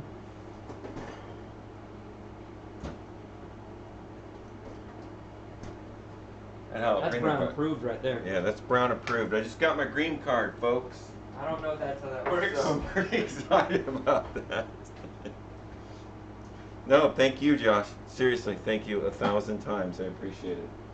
Got another sub, yeah. That's a kick out of that jalapeno. I know that jalapeno went Serrano on us quick. Woo!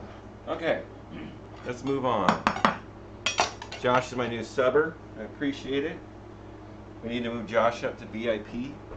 Anyone that subs to me gets my VIP status, which I don't know what that Really, other than my appreciation and my gratitude. And a couple shirt cuts. And a what? What? Exactly. That jalapeno, that pico de gallo is killer. That is intense. That is good. It's good, but woo! I don't know how Drea is with spicy stuff, but Drea, that jalapeno that we put in that pico de gallo, wow, that is not white person approved. That will rip you open. It's brown person approved. Yes, it's brown person approved. But if you're any shade of pink, that jalapeno was for real. If you're any shade of pink, maybe cut that salmon off. Yeah. But that's okay. That's the way I like it. Oh, that's why I taste it. So I know how much to put on the fish. Woo. Okay, light tan. That's good. So you could probably eat maybe a whole spoonful of it. We're taking the smoked bechamati, because now we got to start our rice. Smoked bechamati is bechamati ripe. It's been dry smoked, so it has an amazing smoke smell to it, and probably jalapenos are hot. Yeah, some of them aren't bad, but some of them sneak up on you, and they really give it to you. And that's why, if you notice, remember, I cut up this much, but I only put half of that into there. If I'd have put all of this in there, I'd be dead right now. Just flat out dead. R.I.P. lessons. Yep. R.I.P. me, I'd be dead. So we're gonna take our rice. Now, this is the method I use for cooking rice because it's easy, no mess, simple way to cook rice. Okay, you see my bowl talents, my bowl talents. My favorite pan that is in this kitchen. Yes. It's the Inception pan. It is. It's the Inception pan. You're gonna know if it's real if this thing continues to spin, or something. I believe it's something like that. Yeah, if it keeps spinning, then you're still in a dream. Right. If it stops, then you're not. See? It's not, Cherry. My pan is not spinning. Oh, shoot. Wrap your head around that. Oh, this smells good. All right, my water that I use to loosen up my collard greens is about gone. I want to taste my grains, see where I'm at texture-wise.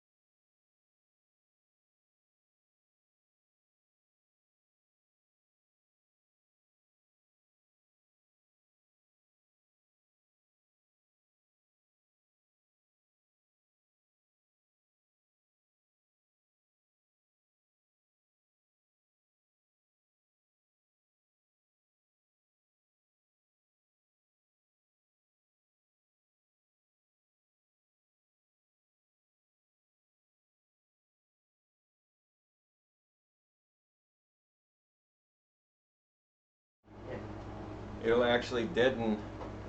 But there's my collard greens. They're so pretty. Look at that. Isn't that gorgeous? That's just freaking beautiful.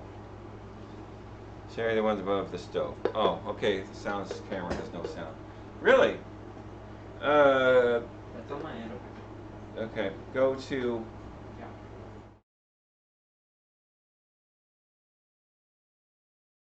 Yeah, it's muted. Of course it was muted. My tech guy is B Squad.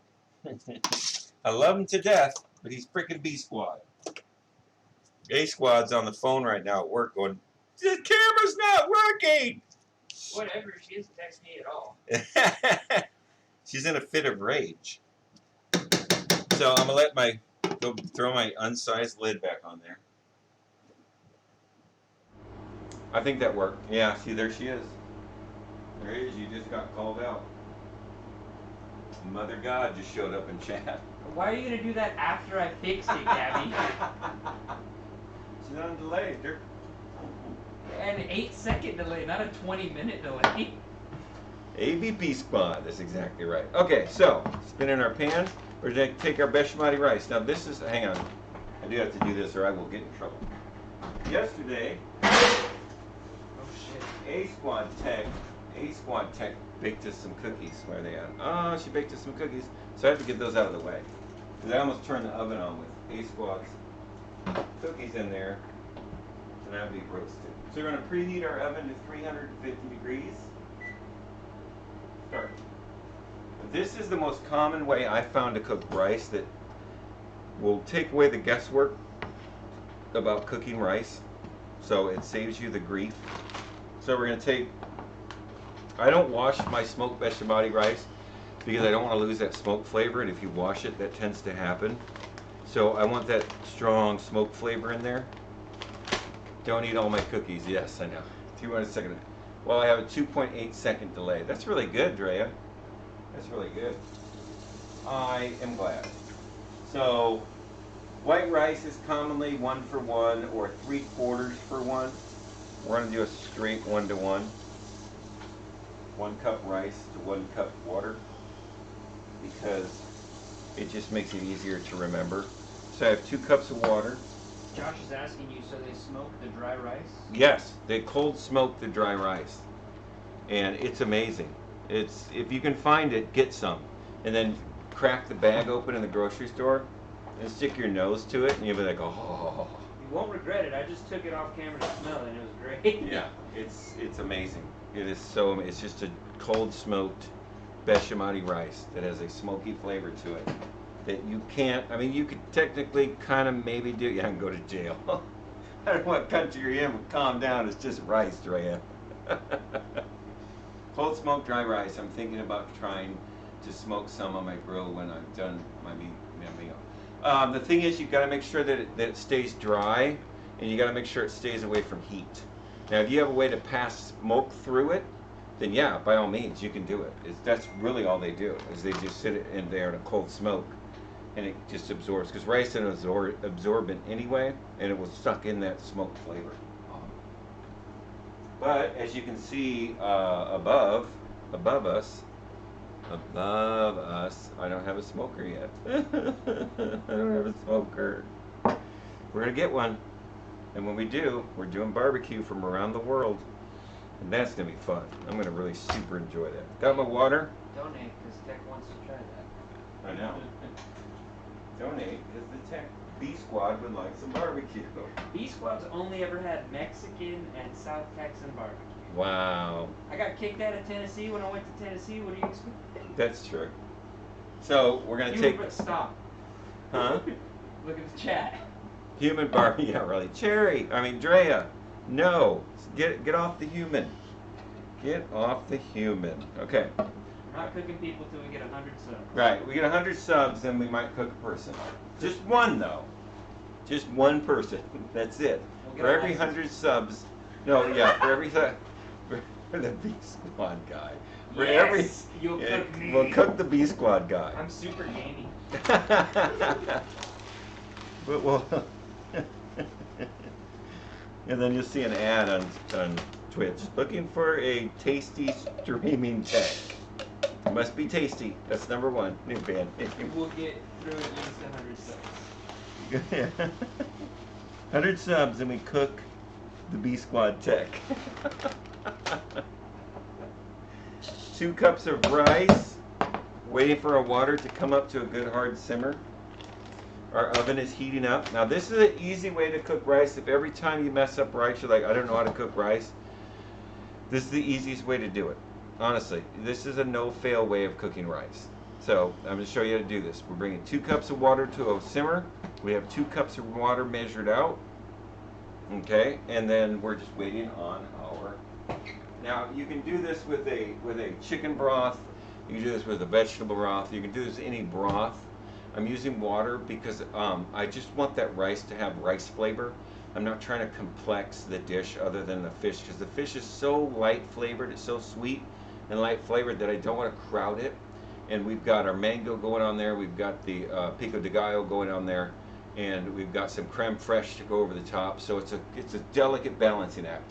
And I don't want to add another thing into it. So any type of flavored stock for my rice, I think will just be too much. It'll spread out to too many different countries, and it'll go to too many different things. I just want that little smoky flavor and that soft smell or the soft taste of rice.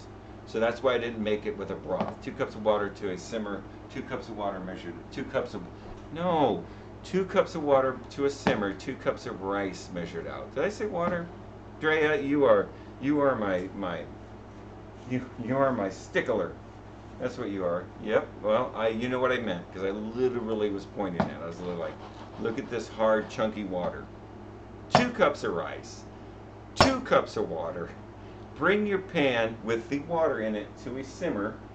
I don't want it boiling like a crazy person, but I do want a hard simmer.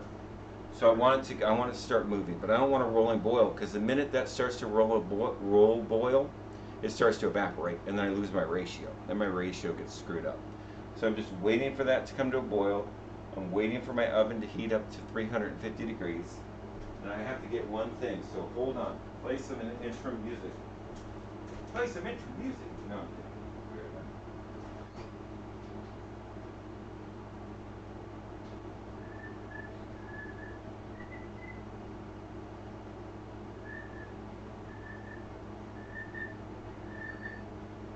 Whistling for them? Oh, you're playing the cricket sound. Ha ha ha. B-Tef got some humor. I got a towel, is what I went and got. Thought I had one, but I didn't. And this is super, super, super important, this little towel. I'll explain why in a second. You know the lid. Make sure this lid actually fits on the pan, which it does. Now we're going to take this towel and we're going to wet it. Now the fish and the poaching of the fish, is that the dog? Did the dog just psycho jump against the window? Yeah, Hazel just jumped up there, looked at your water, and jumped down. Really? I think so. Yeah, she's a psycho. So my dog just attacked my door. So I want to damp this towel. Just run it underwater, wring it out, but don't stretch, don't scrunch the crap out of it. This is going to create a seal between your pan and your lid to keep the water that's in there from evaporating, the steam. Because the steam on this recipe that I'm showing you how to cook this rice, it sings, if you're happy and you know it, jump in the pot. Wow, she wants to cook a human. It's just that she wants to cook a human. All right, my water is simmering. Now I'm gonna put my rice in it. Just dump that in there. I'm gonna stir my rice around. Now the rice, if you want to know, somebody taught me this a long time ago, and I was like, you're crazy. But in all actuality, it's pretty dang accurate. Now, Cherry, I know you're going to challenge this theory, and you're going to come up with these 500 different reasons as to why that doesn't make sense. But if you take the thickness of your pinky, okay, or the size of your pinky nail, that's the depth of the water to the rice. If the water to the rice is the size of your pinky nail, and I'm not talking about fake nails, and I'm not talking about giant nails, I'm talking a standard guess pinky size, okay? So let's not get overcomplicated about it, Drea. No, I told you I didn't rinse the smoked rice because I don't want to lose that smoked flavor. And the way I'm doing it right now, I wouldn't worry about that part of it because it's not going to come out sticky. So I dump my rice in there and I'm waiting for it to come back to a simmer, which is about right now. So now, all I'm waiting on, it's pretty good right there. Almost there. So I'm going to take I'll bring it over here. Standard pinky only. Right, standard pinkies only. So if you have like sausage fingers, it's still only that deep. It's just a guess, a gauge. Because if you dump the water in and you can't see the rice, that's probably too much water. Or if you dump the water in and you have a rice island, or as I like to call it, a ryland. Kind of funny. I'm going to lay down. God. Okay, here we go. So we take our boiling rice, just simmering. We're taking our rag. We're going to throw it over our rice. Take our lid, stuff it on there. So that makes a nice, best seal we can get on it. Now the rag creates a seal, and that's why we put it in there. Because it helps the water stay, and that's why we wet it. and then we stick this whole thing in the oven. Turn that down. We stick this whole thing in the oven with all my other pans and crap. Then you clean out the oven like a dummy dumb. Hey now, hot pan. We're gonna put this whole thing in the oven.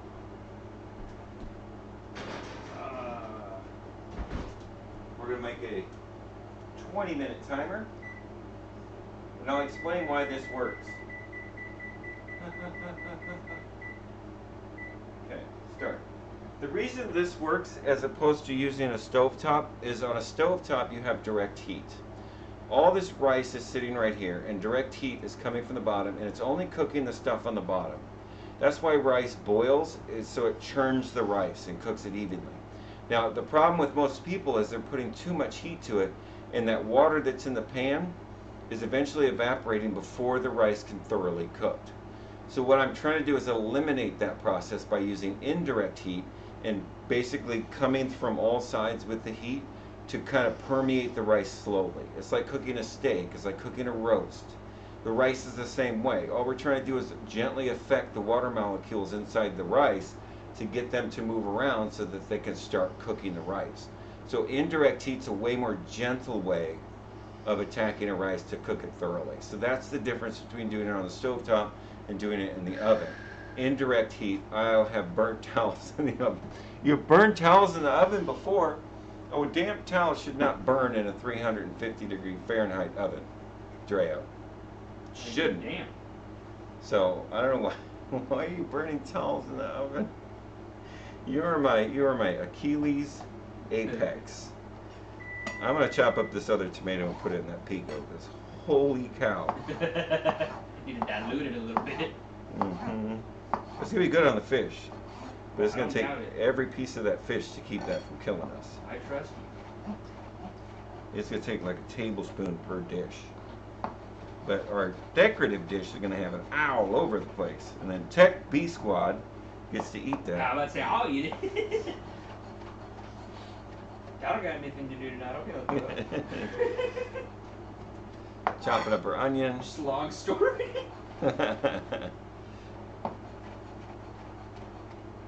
Is there a way to do it without the rag? Yes. You could use one of those oven-proof mats, the thin ones. You could use parchment paper, might work, but that's just to create a seal. I like the extra moisture in the towel. You just have to trust me. And as long as your oven stays at 350 degrees Fahrenheit, then you should be fine. But as long as the oven isn't touching, or as long as the towel doesn't touch the burners inside the stove, the elements, you should be fine. Let me see, what else could you use? You could do it. You could do it with just no rag in the oven, but you've got to have a really good sealing pan. Like if you have a pressure cooker and you do the exact same thing and then pressure seal that and stick that in the oven, but most of the time pressure cookers, the plastic stuff on top doesn't do very well in heat. But that could work as long as you kept the top of the pressure cooker away from that top element. If your oven has one, then you can keep that away from there. That might work, but realistically, I found a towel to be the easiest way. We have a slow cooker. No, I don't need a slow cooker. You can't stick a slow cooker in the oven, Drea. I know that's what you want to do, and I know that's what you're thinking about doing. I had one that did, it fell. Right, and it might fall on the burner, but it's in the pan, and the lid's on it, so it's coming out of the oven. You'd have to literally dump that whole dish in the oven for it to come apart. Just try it. Well, I mean, maybe cook the rice in it. A slow cooker, that's the only problem with rice, is rice goes from raw to cooked to mush. That's why you make rice pudding. It just basically, you're thrashing the rice out and it starts to decompose. So in a slow cooker, you could do it, but rice requires some sort of energy. And I don't think slow cooker is going to have enough energy to not turn the outside of the rice into mush as it tries to cook through the rice. So it's too slow of a process. It'll start just stripping the rice, and you'll end up with goo. I did drop one dish in the oven. Drea, you'll be okay, I promise you. You got this. I trust you and I believe in you. And you're always the first one into my chat or into my stream. So I trust you. We're gonna get this. Drea, you're gonna be a super chef by the time we're done. Or you're gonna have a burnt down house. So our rice is cooking. We gotta turn over our collard greens. Oh, that smells good. I love that pungent smell of the vinegar when you open up the lid. When you first started cooking this, I was like, I've never had collard greens, and as soon as I caught that first whiff of it, I was like, nope, never mind, I've had those a million times in my life. Yeah. Check the consistency of the Yep, green. that smells like grandma's cooking. That's so good. That is so amazing.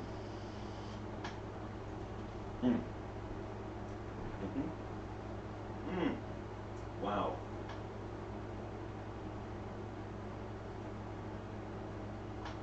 That is good. All right, let's keep going. What? Black Bass 29 says, wait, how you make your greens? I have to check your black card.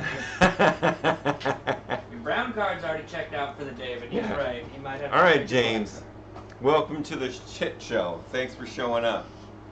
All right, James. Let's go at this. I am making collard greens. That's right. I'm doing it. And you'll be glad to know, James, I put a fortified wine in my collard greens, so that'll make you flip over. And I also put rice wine vinegar in my collard greens. How do you like that? It does have bacon. It doesn't have fat back, which I wish I had. Oh, I wish I had some fat back, but I don't. I'd use bacon. I got a fat back. No, not your fat back. Don't get Drea started on cooking you. Not until 100 subs. Right? 100 subs and we cook our B Squad. Fat back. Never fell. Use fat back. Never use fat back. Really? Fat back is just like the fattiest fat part of the pig. It's great for reducing and pulling all the fat out to cook stuff. So I smoked turkey and Creole seasoning. I use smoked turkey and Creole seasoning. Oh, for your collard greens? Creole seasoning, James. Creole seasoning is a salt-based mixture of dried stuff that you need to turn that container over and you need to look at the back of it and you need to read the ingredients. And the number one thing on there is going to be sodium, which is salt. That's the number one ingredient in Creole seasoning. So find out the second ingredient and start with that and make your own Creole seasoning. Don't use that container stuff. It's almost all salt. And I don't want to introduce salt into my greens until after they cook, because salt will permeate everything and make it all just taste like salt. So I love you, James. Stop using Creole seasoning. I will have to say, And hot sauce. Oh yeah, and hot sauce, naturally. I mean, that's a given. Hot sauce on a collard green. It's like hot sauce on peanut butter and jelly sandwiches. Okay, I got another spinning pot. Now we're going to poach our fish. I think I just used my poaching pan, so I'll use this, but I thought I did. I used my poaching pan in my rice, which is cool. We're going to start our poach, which consists of Scooby-Dooby-Doo. Scooby-Dooby. She told me I had a whole one and I don't. Okay, so we're going to poach our fish, so we're going to start with some heavy cream. Okay? Put some heavy cream in there. Now remember, heavy cream's about 14 to 18% milk fat, so it's thick. We're going to add some more lovers in the night. Yep. Dooby-dooby-doo.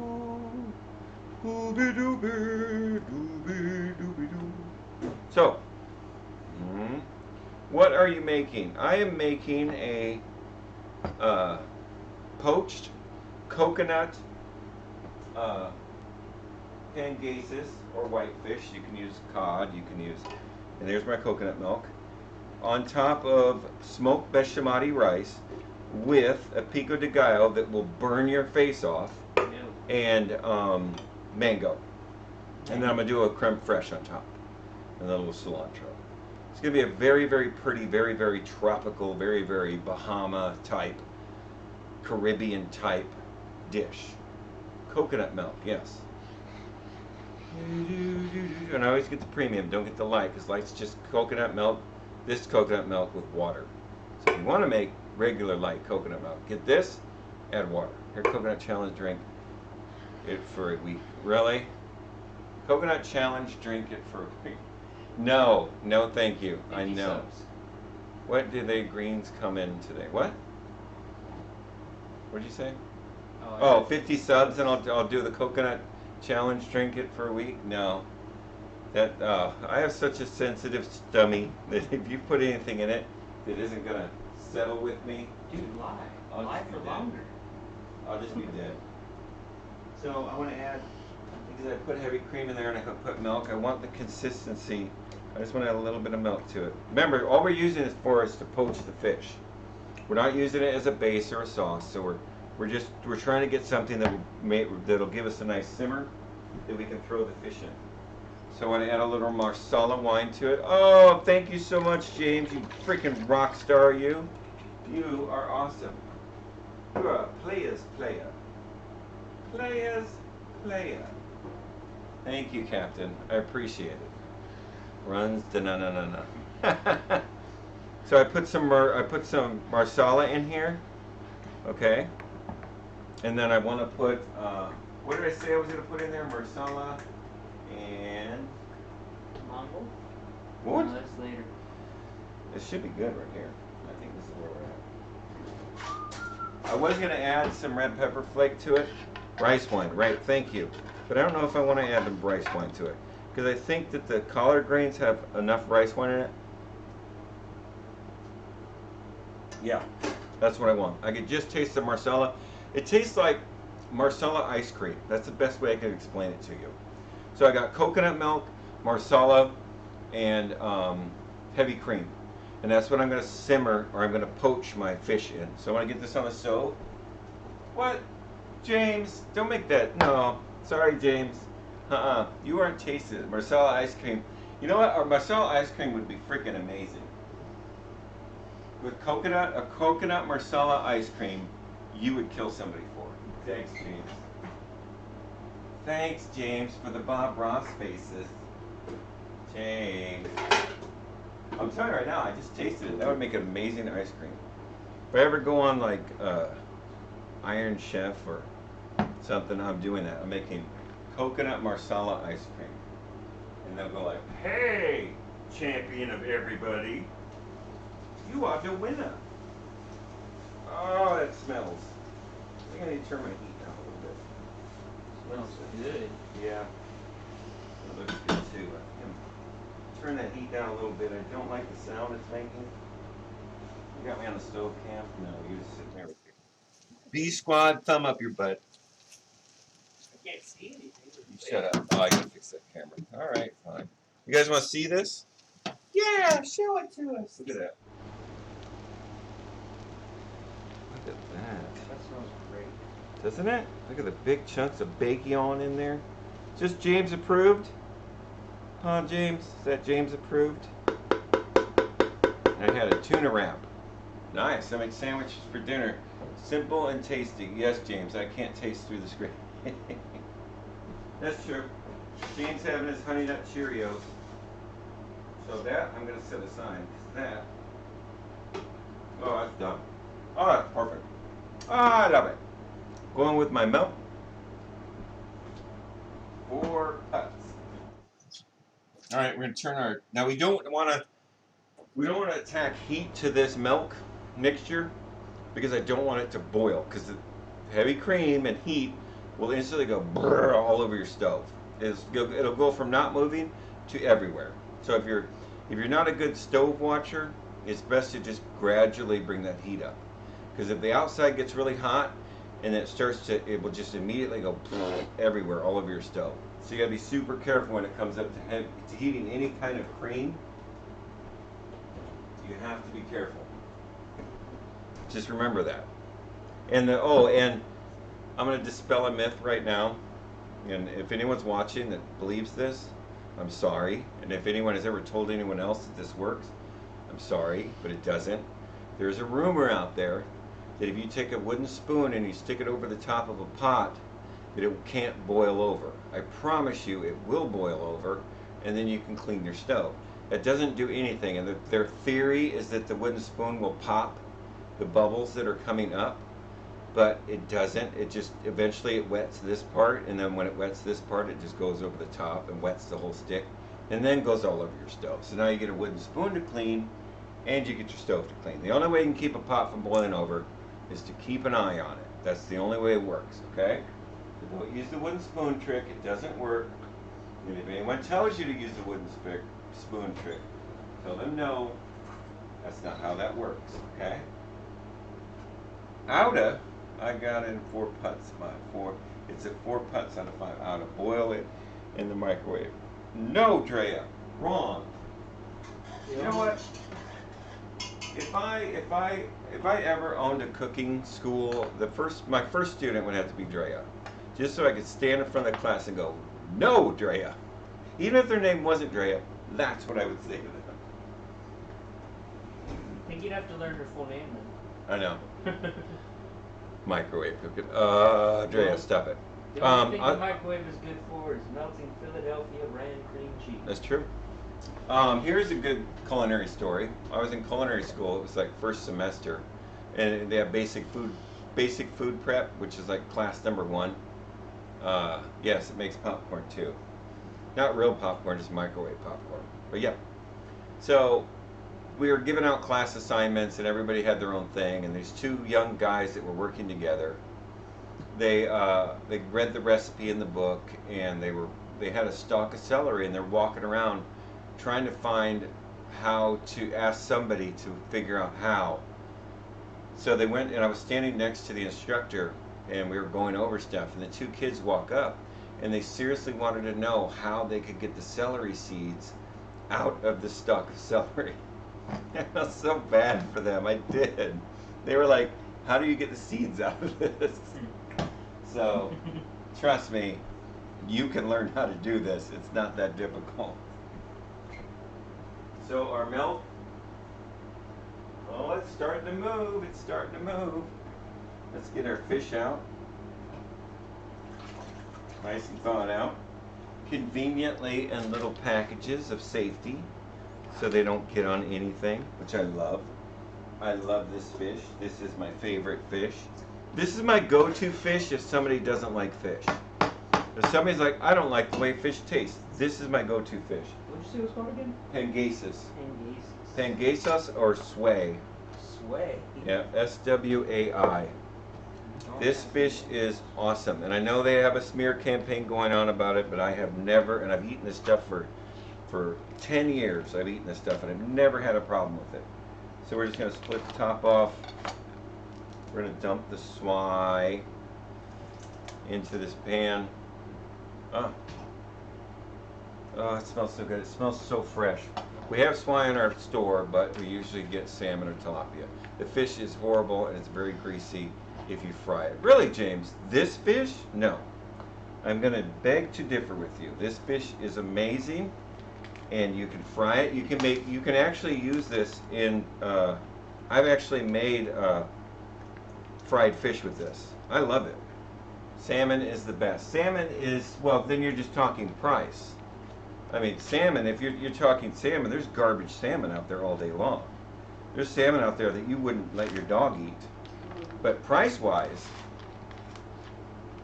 isn't that man-made? No, tilapia is not a man-made fish, James. James, you frighten me. No, it is not. It is farmed. Tilapia is farmed. It's a farmed fish, but a lot of the farms aren't. They have ocean farms, which if you ever get a chance to look up sea ocean farms, it's basically a farm that's in the ocean, and it's the huge cage that they raise these fish in out in the middle of the ocean. But no, James, it's not a man-made fish. There's a lot of misinformation when it comes to fish, because fish, you've got a lot of competing industries that if everyone started eating fish or if everyone started going vegetarian or vegan, Pescatarian. there's a lot of people, huh? Or pescatarian. Yeah, there's a lot of people that would lose jobs because they stop eating chicken, beef, pork. You know, I stopped eating tilapia a long time ago. I've never had a bad piece of tilapia. And I know everyone's like, that's a trash fish. Well, technically, it's just, yeah, it's just a fish. It's not, to me, if it doesn't smell like fish, it's going to be a good fish. I don't know anybody, nor have I ever gotten sick on tilapia. I've never had a problem with it, and nor have I heard of anyone getting sick on tilapia. It is just one of those things that people start talking about, and they don't do the research and they don't look into it. It is not a trash fish. It is a decent fish for the price. Shrimp, crab, salmon, haddock, lobster. Are you just naming off all the trash things? So our 20-minute run. Sorry I went on that rant. But I love fish if it tastes like it's supposed to. Because I've had bad salmon. I've had bad salmon out of the store. So now that I've taken the rice out of the 350-degree oven, shut off my oven, and now I'm going to leave this sit in the pan without touching it. I don't want to take the rag off. I don't want to uncover it. I just want to sit on a thing so it doesn't burn my countertop. And I want to leave it there for 15 minutes. So we got a timer. 15 minutes, start. That's no hassle rice. That's really the easiest way to cook rice. So it's going to finish up that 15 minutes. It just gives it a chance to cool down, calm back down, and finish that cooking process. So we're going to take our James hating fish. James hates this fish. I love this fish. And like I said, you don't have to use this. You can use shrimp. There's a lot of stuff you can use. You can use cod if you're more apt to using cod. If you fall into the belief that this fish is somehow worse than any other fish, then don't use it. It's just a white fish. Just find a white fish that you like and use it. I prefer this fish. That's why I'm using it. I'm not saying this dish will taste any different. I like the texture and flavor. No, it's okay, James. No, because I like that stuff like that is being brought up. Crab and lobster can't do. Mom's allergic. I sneak some shrimp. Really, Drea? You slightly poison your mom. You're such an awesome daughter. But honestly, I love this fish. It's cheap, super cheap, because it's subsidized by the Vietnamese government. So that's why it's so cheap. It's not because it's a cheap fish. It's just like our corn products, when we ship it overseas, it's way cheaper than what they can grow because our government subsidizes it. Our government pays the farmers to only produce half of what they're doing. So they're getting paid double to produce it. That's why it's so cheap. That's the only reason Pangasus is cheap. It's because it's subsidized by the Vietnamese government, and the United States doesn't supplement the catfish industry. So that's why catfish is always double the price of sway. That's just how it goes. And if you get some and you have it and you like it, then I say eat it. It's not going to do anything to you. You're going to far get sicker on something else that you're eating before you get sick on fish, especially store-bought. Now, if you buy shrimp out of the back of a guy's pickup truck along the highway, all bets are off. All bets are off because you don't know the storage, the containment. These things come in frozen, individually vacuum-sealed packages. I love it. Corn is not good for us at all. We don't even digest it. Corn is a starch. Starch is good for you. Corn is a fiber. Your body does try to actually, your body actually tries to process corn, which causes carbohydrates to burn. Anytime your body, that's like the difference between white rice and brown rice. As far as nutritional value, the only difference between the two is brown rice is harder for your body to digest, so it burns more calories. But as far as nutritional value, they're one and the same, and the difference between the two is minuscule. It just burns more calories because your body has to digest the husk, or the whole of the outside of the rice, which is what brown rice is. Well, the whole, your body, it's not that it's not good at doing it, it just expends more energy doing it. Your body's a very efficient machine if you allow it to do what it's going to do. So corn is not bad for you because it gives you starch and it gives you fiber and protein. So your body still uses it. It just doesn't use all of it. Because realistically, your body really doesn't digest all of anything. You always have some sort of waste coming out that is never been digested. And usually that's because you're eating too much during the day and your body doesn't have time to process that. It's being shot out the other side because you're just putting too much into it. It's like putting into I'll pass on the corn. That's how animal gets seed around. They don't digest, then poop them out. Yes, but it isn't bad for your body. That's what I'm saying. Don't misunderstand the two. It's not bad. Bad is like bleach and stuff like that. You shouldn't be putting in your body. But if anything that creates a caloric energy in your body that has to burn something is good for you. But you can pass on the corn, James, because I know you look around and you're like, oh. Now, if you go to the bathroom and corn comes out and it's still on the cob, okay, stop eating corn. Yes.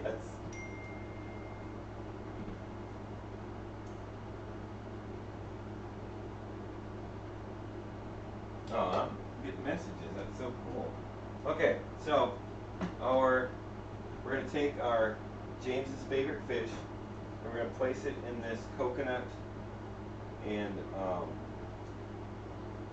marsala and heavy cream bath, and we're just going to bring it up to a simmer because right now it's at room temperature, and I'm going to basically start to manipulate the fish with the as the cream mixture warms up. So my rice has a timer on it. We've still got 10 minutes on that. My greens are done. My rice is almost done. My fish is being poached. My pico de gallo is cooked. We're gonna cut up some mango. This mango, I found this at the grocery store. Go to the cutting board. I found this mango at the grocery store. It is the most beautiful mango I think I've ever found. It is perfectly textured. There's no, look, the only green spot you get is right there. And green doesn't mean raw. It just means that this thing was sitting where the sun doesn't shine. Like James should be. James should be sitting where the sun doesn't shine. Get it? That's a butt joke. That's bleaching agent, I think. I've seen in one of those shows a girl who likes to eat bricks and one who likes to drink bleach. Wow. Yeah, I've seen those shows too. There was one lady that liked to eat laundry lint, like the stuff out of the dryer. She would eat that. Yeah. It happens. Your body goes nuts whenever that happens. I'm dark and the sun shines. I'm dark. The sun shines on me. The real Peter Popoff. I think I said that right. Is that a fiberless mango tune-in? Is that a fiberless mango tune-in? Pluckiest. Hey, Pluckiest, we're catching a bit of the lesson stream. Hey, Pluckiest, welcome to the stream. We're halfway through this meal. This is a beautiful, sexy mango that I am super happy and super excited. Mango, exactly. We're going to cut down it. We're going to hit that seed on the inside. And then we're just going to push straight down. Like that. Look at that, guys. Oh, that's a beautiful. That's a beautiful. Pluckiest, nice. We're about the grains. Good. Yeah, you eat bird food in the morning, so it should be right up your alley. We actually just made a smoked basmati rice in the oven. And basically you bring a pot or 2 cups of water to a boil. Measure out 2 cups of smoked basmati rice. And once it starts to come to a hard simmer, then you just take the rice and you throw it in, and then you bring it back up to a hard simmer, and then you put a towel on it and you stick it in the 350-degree oven for anywhere. I usually do 20 minutes, and then when my timer goes off, I take it off, and if you look back here, he goes to wide view and it'll show you. Wait on him. There's my rice sitting with the towel on it, and I've got 10 minutes before we open it up. Can you cook the jasmine like you cook? Yes. Jasmine, basmati, white, is all cooks the same. The only time whenever you start to get into a difference with something is if it's brown rice or wild rice. Then it's a whole different, it's still the same way of cooking it, but there's different ratios. Like real true wild rice takes forever to cook, and it should, because you're basically softening up the the outside of the grain, and then you're working your way through the grain. So it just takes longer to get soft. And like I said, some people like their wild rice chewy. That's just the way they've grown up liking it. And some people like their wild rice all blown out and soft. So it really depends on how you like it is how you're going to cook it. But did you ask what should make for the second dessert on Friday? I have not yet, Gabby. Yeah, this Friday, you guys get to choose our second dessert. We're going to make rice pudding, and then I want you guys to come up with we're going to fix the straw poll thing that a gentleman hooked us up with so that we can do. So you guys get a vote on a dessert for Friday. So whatever you guys think I should make for a dessert on our dessert souffle. Wow, James, you're just throwing it to the fence, aren't you? Actually, I can't make a souffle, and I'll explain why. One, I'm in South Texas, and it's 7,000 degrees outside. So a souffle is dang near impossible in this humidity. Two, there's too much noise, and yeah, funny. Yeah, there's too much noise, and I don't want to risk it collapsing. And I guarantee you, with this heat and humidity, and the condition of my stove, as far as the ability to maintain consistent heat, and then the overall, that's too much of a risk. And I know you would enjoy it if I pulled out a souffle and it just freaking collapsed. And then you'd be like, oh, look, but I'm not going to put up with that, James. Yeah, it's excuses. A dessert that you think you would like to make that everybody in your family would love, and I guarantee you it's not a souffle. Okay? So, this isn't Stump the Chef, James. Just to give him a ratio of how hot it was today. It was 97 degrees outside today, Yep. heat index of 106, with 61% humidity. Yes. And this is a cool day for us. Yeah, it was actually nice today. Is tapioca pearls a rice? No, tapioca pearl is tapioca. It is not a rice. But you don't have to make a rice dessert. We don't have to do a rice dessert. We can do whatever you guys want to do.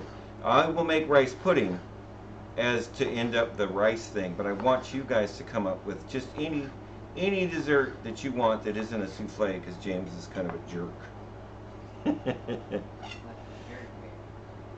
Carrot cake, German chocolate cake, chocolate lava cake. I don't care. Whatever you want. Tres leches, we can do that. Ooh, James, you want to do tres leches? Which means 3 lychees. I rode to work the other day. 15 minutes ride and I was already sweating. Yeah, it's hot down here. The mango slices look amazing. Thank you, Pluckiest. Thank you. Quick question, because I genuinely don't know. What are the mangoes for? Mangoes are for topping on the fish. Okay. So we're gonna check our fish. Ew, it's nice and boiling. Not boiling. Like I said, all I'm using is coconut and poaching water, their marsala, coconut, heavy cream. I just want to slowly just finish the fish. I don't want it to cook per se. I just want it to poach the fish enough to where it's just cooked through to 135 degrees and then plate. Because I don't want that fish. That fish flavor is going to set up all on its own. I don't have to do anything. I don't have to put salt on it. I don't have to season it with dry rub or anything like that, because it's a delicate fish. It has a very, very subtle flavor, and all I want to do is stack that flavor right into the middle, so you catch that coconut flavor and then you catch that fish flavor, and then you get punched in the face with that pico de gallo, because that's going to punch you right in the mouth. And then you've got the mango to add that sweetness, and then you got avocado to bring it back to that earthy flavor, and then you've got a creme fraiche on top. It's a lot of stuff going on in one bite. And then you got the smokiness of the bechamati rice, and then you've also got the collard greens with the marsala in it to kind of tie the two together. So you got that earthy green flavor. It's a super complicated dish as far as mouthfeel goes. You'll have cold textures, you'll have hot, you'll have creamy, you'll have a good rice texture, and you'll have the collard greens as that fibrous. Mom's here. Hi, Mom. What's up, Mom? Welcome to our stream. Your son is an angel. I love him. He's the greatest thing since sliced toast, and he's a champion of justice. And if I didn't know better, I swear there's a cape in his closet because he's a superhero. Got your back, James. So, this dish is a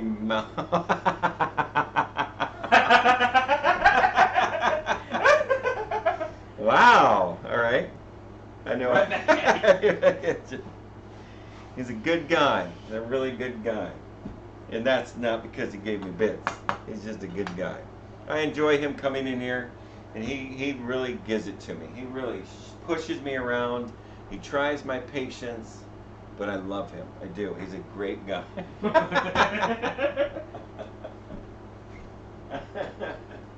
Okay, James. Don't make it too obvious. She'll figure you out. Figure you out quick.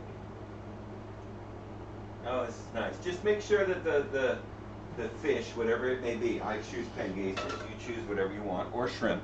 Just make sure it stays submerged in that coconut water, because it's not boiling, it's just slightly moving around. Because like I said, I'm gently poaching that fish. A tech guy came out to look at it. Just never seen fish cook like this. It's very interesting. See the little bubbles? That's all you want. And then that piece right there that's hanging out, I need to push that. You just need to move it around so that that stays submerged. So you move it around so it stays submerged. Because if this catches a boil, it's going to be all over your stove.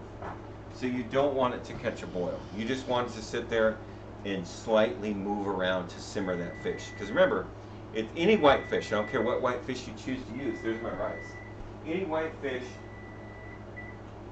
that you choose you choose to use is a very delicate fish, and it should be treated as such. That's why you bread catfish, is to protect that white fish from getting harshly attacked by 350, 325 degree oil. That's why you put a breading on it. Because if you just dump catfish, that's why your really good red fish, or your red fishes that you use for like your darkened or your blackened fish, you're always getting the darker in the color, because they're more hardy. They can stand up to the abrasive heat. But any white fish should not have abrasive heat put to it, because it'll immediately start to dry out the outside of it, and then you get that weird texture you get. Like if an overcooked piece of catfish, you have that weird texture to it. That's because a white fish isn't meant to be attacked with such hard heat. That's why I poach lessons with the dressing, with the breading lessons. Wow, that's nice. Thanks, Bae. I appreciate that. So that's why when you go to say, I want a type of fish, and I'm going to poach it, or I'm going to sear it off and then put it in the oven. Each fish has a specific way of cooking it to protect it. Like for instance, when you cook salmon, you sear off salmon and then you put it in the oven to finish, and you see that little white stuff come out from it, that fish is overcooked. If that white stuff comes out of the fish, it's overcooked. Salmon should be served at best, slightly seared on the outside and pretty much raw through the rest of it. Because that white stuff coming out is what makes salmon creamy. That's the fact. And the minute you start putting so much indirect heat on it, it starts to squish that salmon. And so the good stuff that makes it creamy and a good mouthfeel starts to get pushed out between the layers of the salmon. And that's where all the taste is. That's where the smooth, creamy flavor is. And you're pushing it out. So as soon as that white stuff starts showing up, it's overcooked. So that's kind of what you should start gauging your fish cooking on. If it reaches 135 degrees, I don't care what fish it is, it's done. Don't cook it over 135 degrees and you should be safe. Lessons in fish. Lessons in fishery. Lessons in fishery. So we're waiting on our fish, which is about close to being done. Oh, we have to pull our rice apart. So remember, this was a low-key, easy rice that all you had to do was stick it in a pot, go to table. All I did was I put this in some simmering water, I chucked the rice in there, and then I put a wet towel, which by the way, the towel is now dry, because of the indirect heat dried it. It'll still be wet right here. Look, Ma, perfect rice. You won't have it stick to the bottom of your pan. You won't have it clump up. You won't have it do anything. But look at that. Oh wow. Look at that rice. See that? Not burnt, not stick to the bottom of the pan. Perfectly cooked, no water. The grain is still firm. It falls apart, it doesn't mash together. See that? Perfectly cooked rice every time. 20 minutes on inside a 350-degree oven with a towel. And then you take it out of the oven after 20 minutes and you just leave it set aside with the towel and the lid. Do not remove that. You set it aside for 10 minutes. Or 15 minutes, I'm sorry. 15 minutes and you have perfect rice. Every time. White rice. So basmati, your jasmine rice, white rice, any rice like that, you do this to it and it comes out perfect every time. Like, perfect. How you cook rice. But I have to leave it on the stove because all I'm going to do with it is I'm going to take some of my poaching liquid because my fish is about done. And I'm going to use that to stir it in with the rice to kind of get that rice almost a little bit creamy. So I'm not just dumping sauce on everything. So I'm just adding a little bit of that cream. Lessons, blessings, the dressing, breading lesson. Beautiful. Bay is Bay. What's up? Oh, okay. James is talking to Bay in their team speak. So our fish is. So now my fish is sitting in this cream and I don't know exactly, so I'm going to check the temperature of the actual fish and I want it to be to 135 degrees. But I know this fish is done. Where you at, fish? Come here.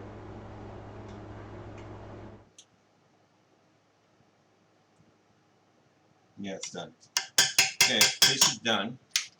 Let's get that off the heat.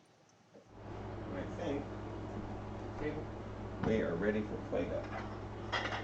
So, what did we learn today? We learned how to cook basic white rice. And the catfish is bullshit. And the catfish is BS. No, I'm just kidding. So I didn't cut up my avocados yet because I don't want to cut those up to the last second. But now I don't have the best tools to get this fish out. So we're just going to hope that it comes out all professional when I pull it out of the poaching liquid. So I'm hoping. So you guys don't make fun of me because I throw the fish all over the place. Here's one. Okay, turning that off. Look at that. Oh, look at that. We got two. There should be 4 pieces. There's the second one. It maintains its hold. It's a beautiful, soft white fish. That's why you have to be super delicate with it because it is a super delicate fish. I lost my bottom piece. I always cook one more piece, and that's always the chef's piece. That's always the chef's portion if it gets all trashed and gets broke. That's what they eat in the kitchen when you get the fancy stuff. That one piece broke. That's okay. I just needed 3. So then I'm going to take this poaching liquid and I want to add a little bit to my rice. Just a little bit to my rice. Redfish. I still haven't gotten our fish tacos. Yes, I'm there. Illegitimate son, and I don't even get a plate. Well, James, the reason you don't get a plate is because you're melty. That's why. Now go to your room. So I add a little cream to my rice. I want to stir it. Just want it to have a little bit of color. Just a little glossiness to it so it has a pretty plateable. Now that I'm to this point with my rice, now I can start to add a tiny bit of salt to it just to bring out the actual flavor of that smoky rice. So I want to add a little bit of salt. I know you guys can't see this, and I'll bring it over there in a second as soon as I'm done flavoring it so we can plate up. So, okay, use a little more salt. That smokiness gets out of the way really quick, and that I can still taste the masala from the coconut water that I put in there. It's really nice. Yes, Father.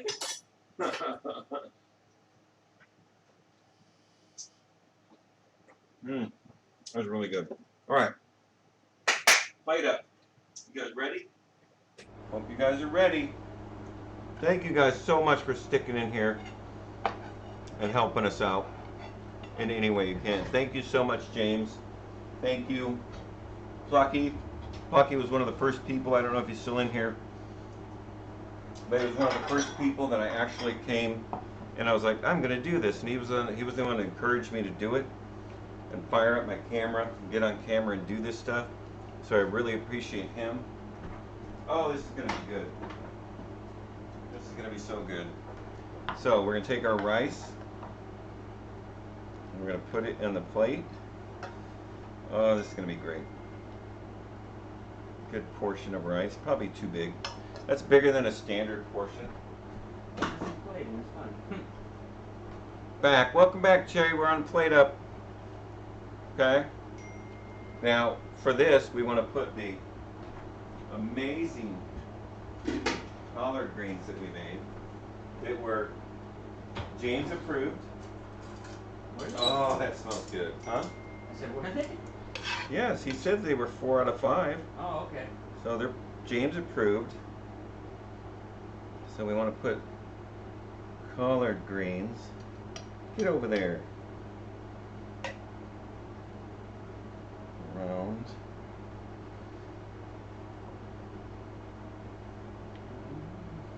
Again, that's probably, I'm going to cut back on this a little bit. I think I have too much collard greens. Put a little over here. I kind of want to get one bite of each flavor in each bite, so I want to thin this out a little bit. I want a little bananas with the collard greens. I like that. Push it down so you can see the rice. I'm Obama and I approve. Aw, thanks, James. Okay, that looks good. And plate up, like people are like, I'm not very good at plate up. I'm really not that good at plate up, but I try and visualize color-wise and symmetric-wise how I want it to look. And I kind of try and aim for that. My portions always end up being bigger on my plate up plates, just because I like to see food on a plate. I really don't like it whenever you go to somewhere and they've plated up like a whisper of food and you really can't get the right flavor from it. So you end up with nothing but an idea of what the food might have tasted like if they actually gave you, yeah, human-sized portions, exactly, Josh. Yeah, I don't like it when they're like, you know, it's just a queef of lemon. I don't want a queef of lemon. I want the whole lemon. I don't want just that little queef of lemon. Give me the whole damn lemon. But always on point. Thank you. Okay, lemon queef doesn't sound good.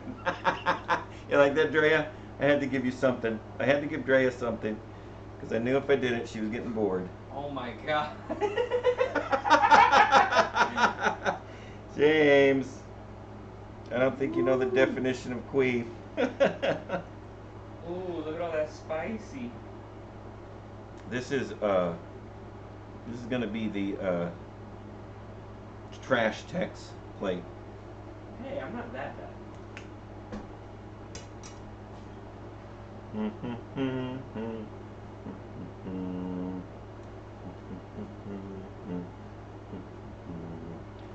I guess I have to check it back out because I thought I knew. What? I guess I have to check it back out. Jesus Christ. Well, at least I'm getting James on the internet, so I'm feeling pretty good about myself. At least James is going to use Google for something else. But it's still kind of in the same search. James, you're grounded. I'm sorry. You are grounded. This is really good. Urban Dictionary. No, not Urban. No.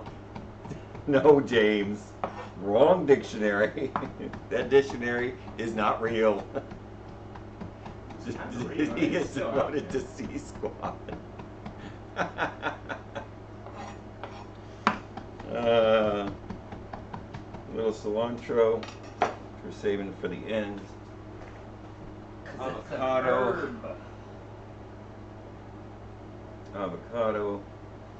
Remember I told you about the avocado when I picked it out because I thought it was lovely? Look at that. Look at that beautiful avocado. You pull that little stem off, you can see inside there. It will show you a good gauge of what color that avocado is. It was nice and firm, but it had a little bit of give to it, like the top of a baby's head. When you push on the soft spot, that's what it should feel like. Now don't take a baby to the grocery store, but you know you touched that soft spot. You know you gave it a poke. So, artist Trump approved. Yes, Trump James. approved. Oh my God, no. Trump approved should tell you something. No. So we're gonna take a spoon, and we just want to scoop out the avocado. I missed some. Oh, I gotta eat that. That is a good avocado. Slicing knife. We'll slice this way.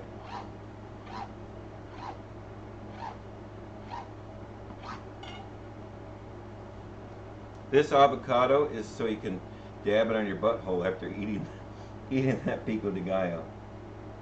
So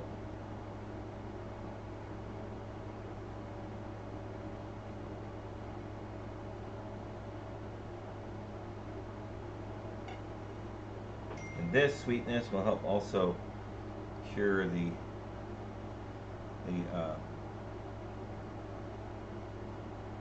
heat. Let's see, let me lose one. You know what I need to do? I need to move this over onto the fish. Move this top. Then I need my creme fraiche. This is in my little bottle. Make sure the lid's on. Creme fraiche is basically liquid cheese. So, I'm just going to take some creme fraiche. Go across the top. A little cilantro leaf right in front of the fan so half of it doesn't even hit the dish. It all flies onto the countertop. A little more. And we're going to start with a dab more of the killer sauce.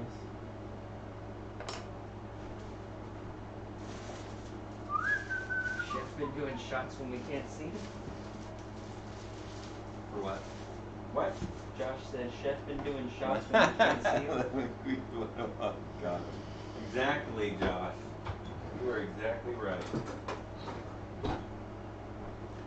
Zest of lemon and let's see. It needs avocado's good. That's good. It needs. That's good. I'm gonna take. I was dead tired when we started this stream, and now I'm wide awake. That's good. Yeah. Because you're making me hungry.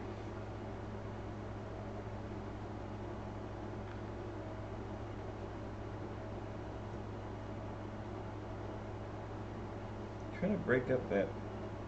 Because I love collard greens, but frankly, Like, it's just super dark. yeah, it doesn't help that the camera's super dark too. What Our you're lighting's doing terrible. right here, it lightens it up a lot. Like, it makes it look really good. Yeah, that camera's not doing it justice. It looks like a bean burrito on the camera.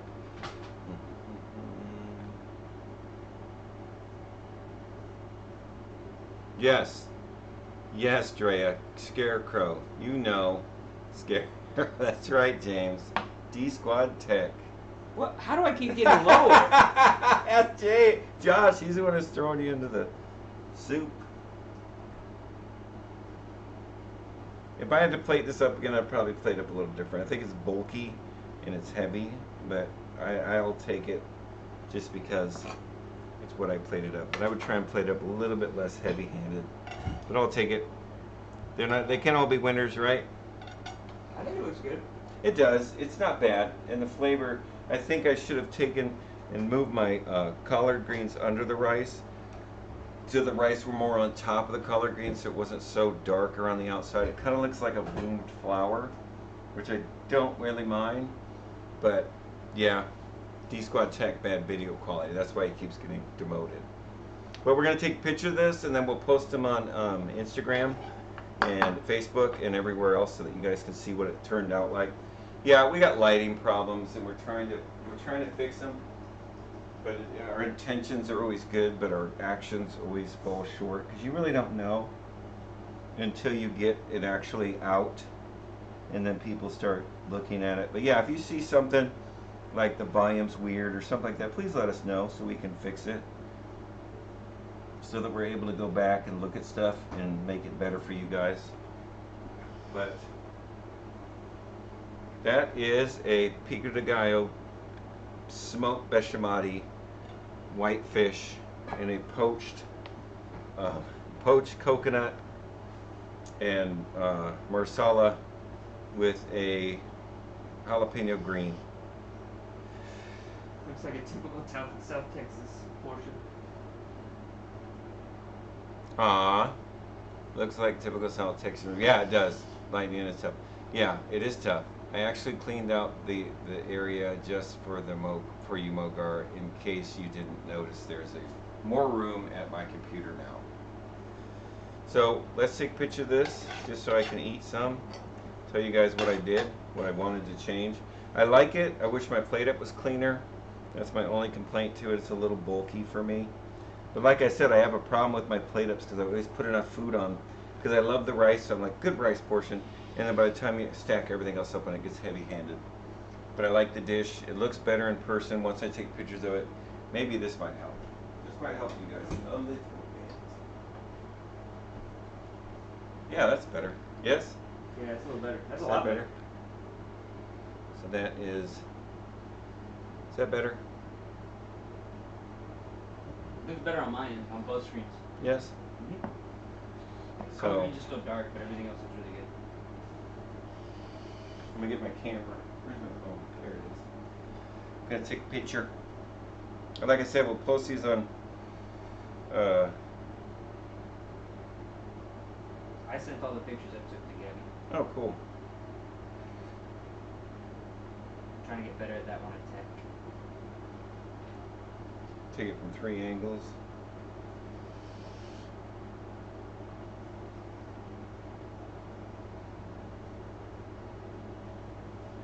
So, what do you guys think? Talk to me, Goose. Alright, Tech, come over and take the bite of this. Oh, baby. Take a bite of that. Here's a fork. Alright, now if he's dead in under a minute, try and get everything. Let's say, how do I? You I'm gonna just go in right there and try to. That's fine.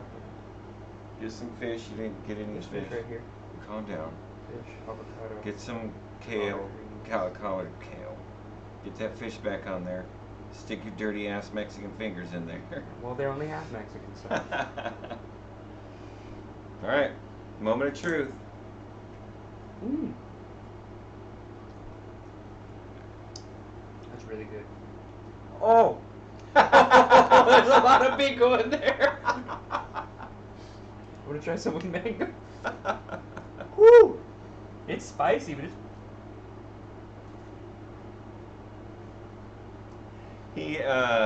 He works in a kitchen and he cut himself on a knife because he's an amateur.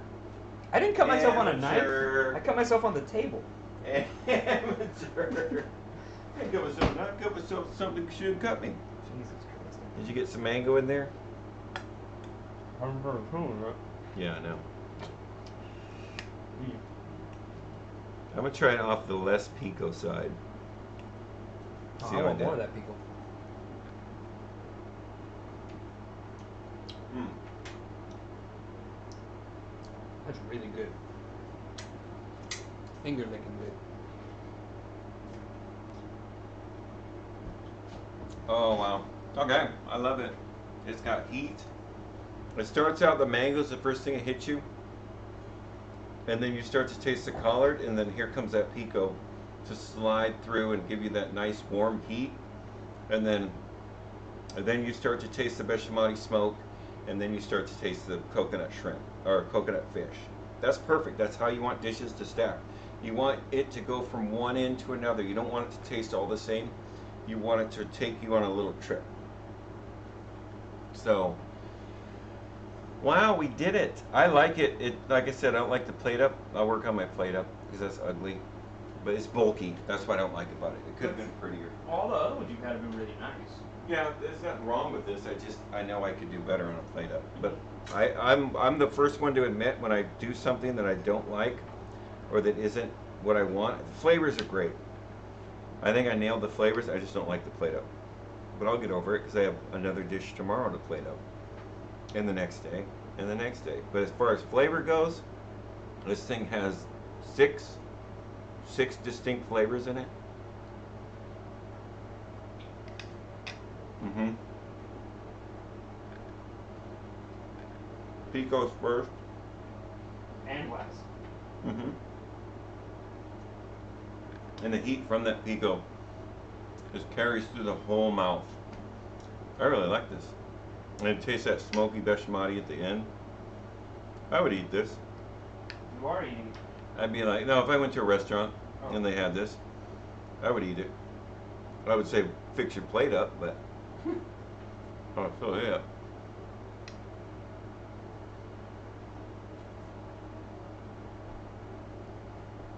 Yeah. Yeah. It's really delicious. It is really amazing. But yeah, my plate up's ugly as shit. I'm gonna do a different plate up. Like right now? Why not? I got the stuff. I gotta make a dish for someone else. Matter of fact, let's take this. Alright guys, we're gonna try this again. Take that, put it on here. And a shovel. Yeah, that's a lot of food. That's why the plate up looks like shit. We're gonna pick this thing up one more time. I'll get rid of this for you, don't worry. I know. It's really good. It's amazing. The flavor. You got cool, you got hot, you got spicy, you've got warm from the collard greens. Ooh. Did you teach make your Discord channel yet? Josh, we are working on, I don't know how to link it to our Twitch so when you can just scroll down and hit Discord. I don't know because I see people do that and I don't know how to do that. And my tech, we have Discord, yes, but I don't know how to make it to where all you do is single click it and you're there. What'd you say? Me? I don't know. Oh, I said something. So, let's try a different plate up technique here. Let's go with our greens first as a base. I know you had nothing to do with this part of it, but that is a really good mango. It is. That's what I said when I picked it up. I think that's really good. It's a really decent. Let's do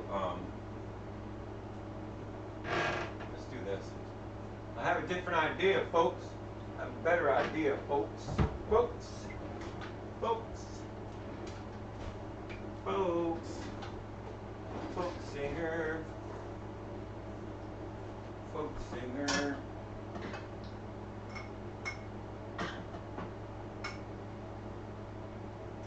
And that's what you do with plate ups. If you've got the time, just play around with your plate up till you find what it is you want to do so that it looks attractive enough. Because I think we had white on white before. I think I want to take and put the rice on the side, put the dark there, and then I can lay the fish over the dark so that it covers up and gives the fish a contrast in color. See that? It sits under the fish and takes the whiteness away from the plate. And then we can do on our avocado.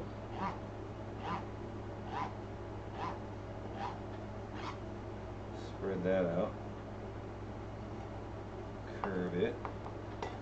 Take our avocado. Put that on our rice. It's probably too much. Let's pull that much out. Put that on top of our rice. Ah, don't fall apart, rice. Take our mango. Put our mango on top of our fish.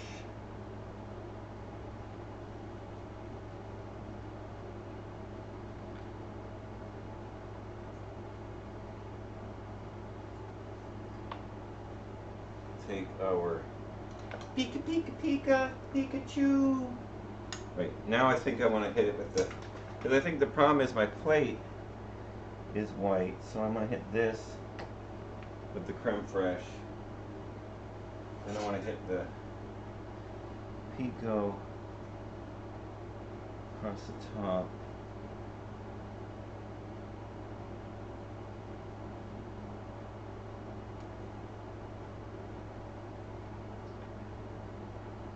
Oh, I'm so full.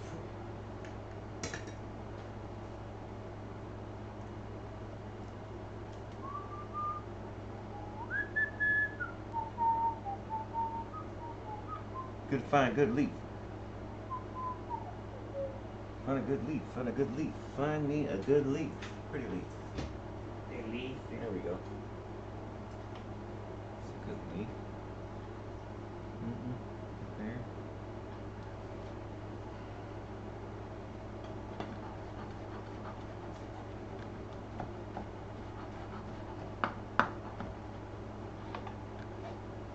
Oh, sweet. All the picos on one side. I think that's a prettier. Is that a prettier plate, folks? It's a little bit more deconstructed. Here, so people can click or on it. It takes us there. Should look like H Discord tried making a permanent one. Much nicer. Thank you, Josh. I appreciate that. Yeah, I like that. It's cleaner. It's more broken down a little bit. It's not so on top of each other. So forget that first plate ever existed. That plate was shit. That plate was Drea quality food. Oh. Yeah, that's prettier. You need to turn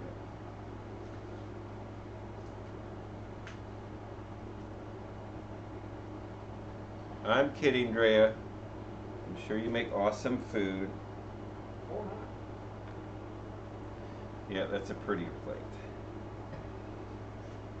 So, I like that plate better. What do you guys think? This plate's doing just fine in my tongue. Yeah, that other plate's, you still see the greens, but they're not so crowded. The plate sits up nicely, rice is nice. I kind of separated the mango color-wise because I have the greens over here. So I put the mango on the rice. I wish my rice was a little tighter, but I like that setup better. That's cleaner. Don't you guys agree? Agree with me. I do. Justify me. Alright, let me send it to Tech A Squad, and she will give me her unbiased opinion, because she is mean to me. And you okay back there? Mm-hmm. Tech Squad's losing their mind. I swallowed like whole. Like, what I'm assuming would have transformed and modded into one whole jalapeno. Oh, worth it. But it happened. Alright. So what do you guys think? You like this dish? Was it fun? Did you guys have fun? Are you guys still here? Is anybody still there? Can anybody hear me? Fun enough to wake me up. Now I gotta make lists out of the plate. She promised me she would try it. Now you can't tell me that fish isn't amazing. I'm not. Can't tell me it's not. Kevin, it's gone. Oh. Wow, you ate that whole plate? That was a monster sized plate. I mean, I got some rice and some pico left, but I'm working on it. Alright, now hang on one second. What? When do subs get to come and sample? Oh, Josh. You buy a plane ticket. Yeah. Buy a plane ticket. You come guest star on my show or my stream. Absolutely.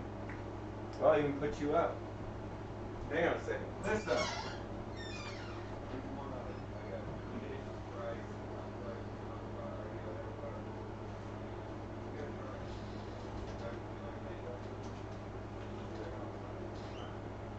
That's all I want to know. We made this dish right here for a girl who freaking has never eaten fish, but she hates it. And I hate those type of people. I hate her. I hate her with a passion. So we're gonna make her a little dish. Little dish. Just so she'll shut her face about creme fraiche on it. She loves coconut. She doesn't. She loves coconut flakes, so AKA she loves sugar. Because that's what that means. So this plate's ugly, but I just want her to try it. Because I guarantee you, if she's human, she'll like the fish. There you go. The chef gonna be real mad for this to send that back. Well, this is not human. She don't gotta like food.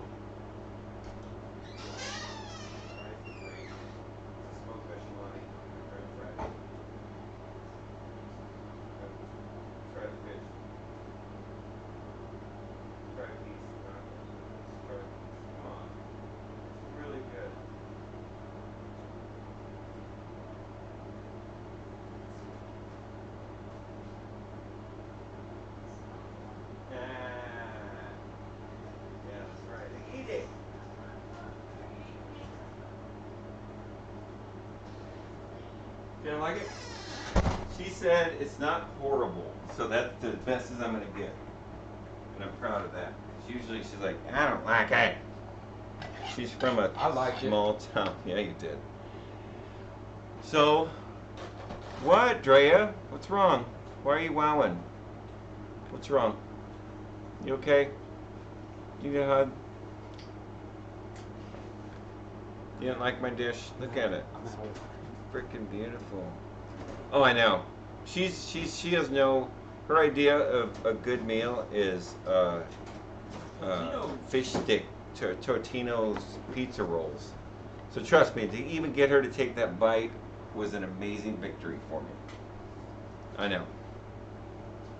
No, trust me, that made me happy because she has never eaten fish, let alone said that it wasn't. I was surprised. I thought she just spit it on the floor. She's kind of an animal. I'm not gonna leave But- that plate like that. The dogs will get it. Yeah, I know. She told me that. She said the only way you're gonna get me to eat fish is if you tell me it's chicken. I know. Yeah. Do you like fish sticks? James, do you like fish sticks? James, how many fish sticks can you fit in your mouth? James a gay fish. James, how many fish sticks can you fit in your mouth? Answer the question. How many fish sticks can you fit in your mouth? I wonder if Dre's mom's still gay. I'm saying fish sticks. Okay, so food. Okay, with Gordon's and $2. $2. Yes, Drea. I'm not Kanye West. She wondered it out. She's wondered in and out. Oh, okay. Fish sticks plus me equals gay fish. Fish sticks. Can't argue with a good fish stick. I'm such a child. But tomorrow, what the hell are we doing tomorrow? What does it say on our site? What are we doing tomorrow? Your sight. Thank you, Drea. Thank you for those fish sticks. Happy fish sticks. What are we doing tomorrow? Tuesday, if you played it, they will come. Oh, If you right. continue into the wild grain. That's right. So tomorrow we're gonna do another dish, and it's probably not gonna. I'm gonna do shrimp tomorrow because I have some. So we're doing shrimp with a rice. We'll probably do wild rice and shrimp. So I gotta bring an allergy pill. Yes. So we are going to have fun. Tomorrow we'll talk about the non-white rices, and like I said, we still have to make sushi. Well, maybe we'll make a risotto tomorrow. Risotto and shrimp. We'll do a shrimp risotto. How's that? That's a good dish. That's a really good dish to learn about rice. What about the purple head emo? It's not a Josh. This isn't a purple head emote. That's my son. Purple head emote. Wow, Josh. Seriously. What's up with the purple? That's my son. I cropped him out of a picture on his Facebook.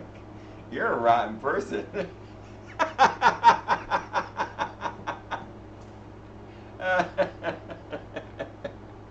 He's not purple. You guys are mean. Oh, that's funny. What's up with the purple heady? Emotes. No, that's my son, you ass. If you, that's right. Yeah, if you subscribe to me, you get the purple heady emotes. My son's a beautiful man. You shut up. You shut your whore face. Oh, farts. That's fun. So, I don't even know what time it is. What time is it? So, did you meet his mom and?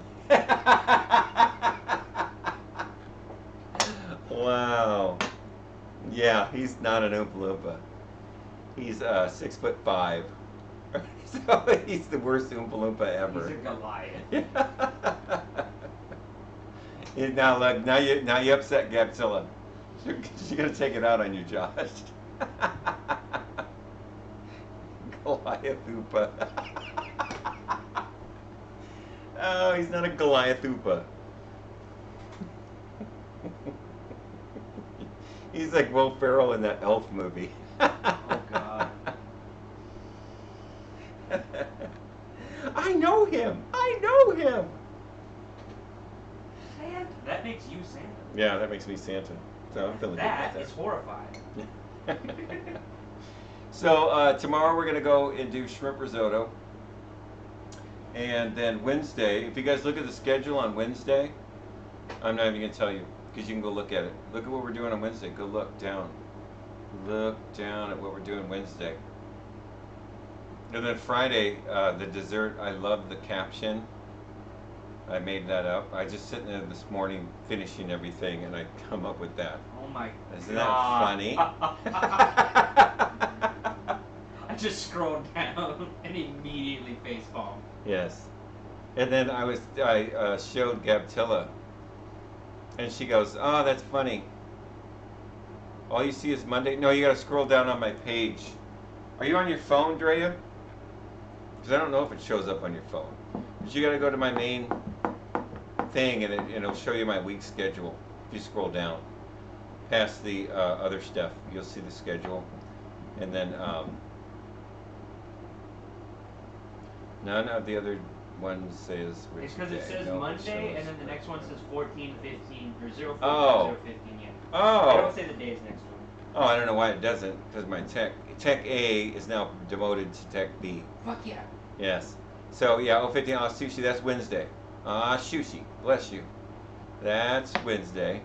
Now look at Thursday, which is 016. And then remember, every Friday we do a dessert. So look at 016. And that one is... This was like a moment of beans music. Yes, 16 we're doing beans and legumes as they are referred to. I like that. You see that last line in that?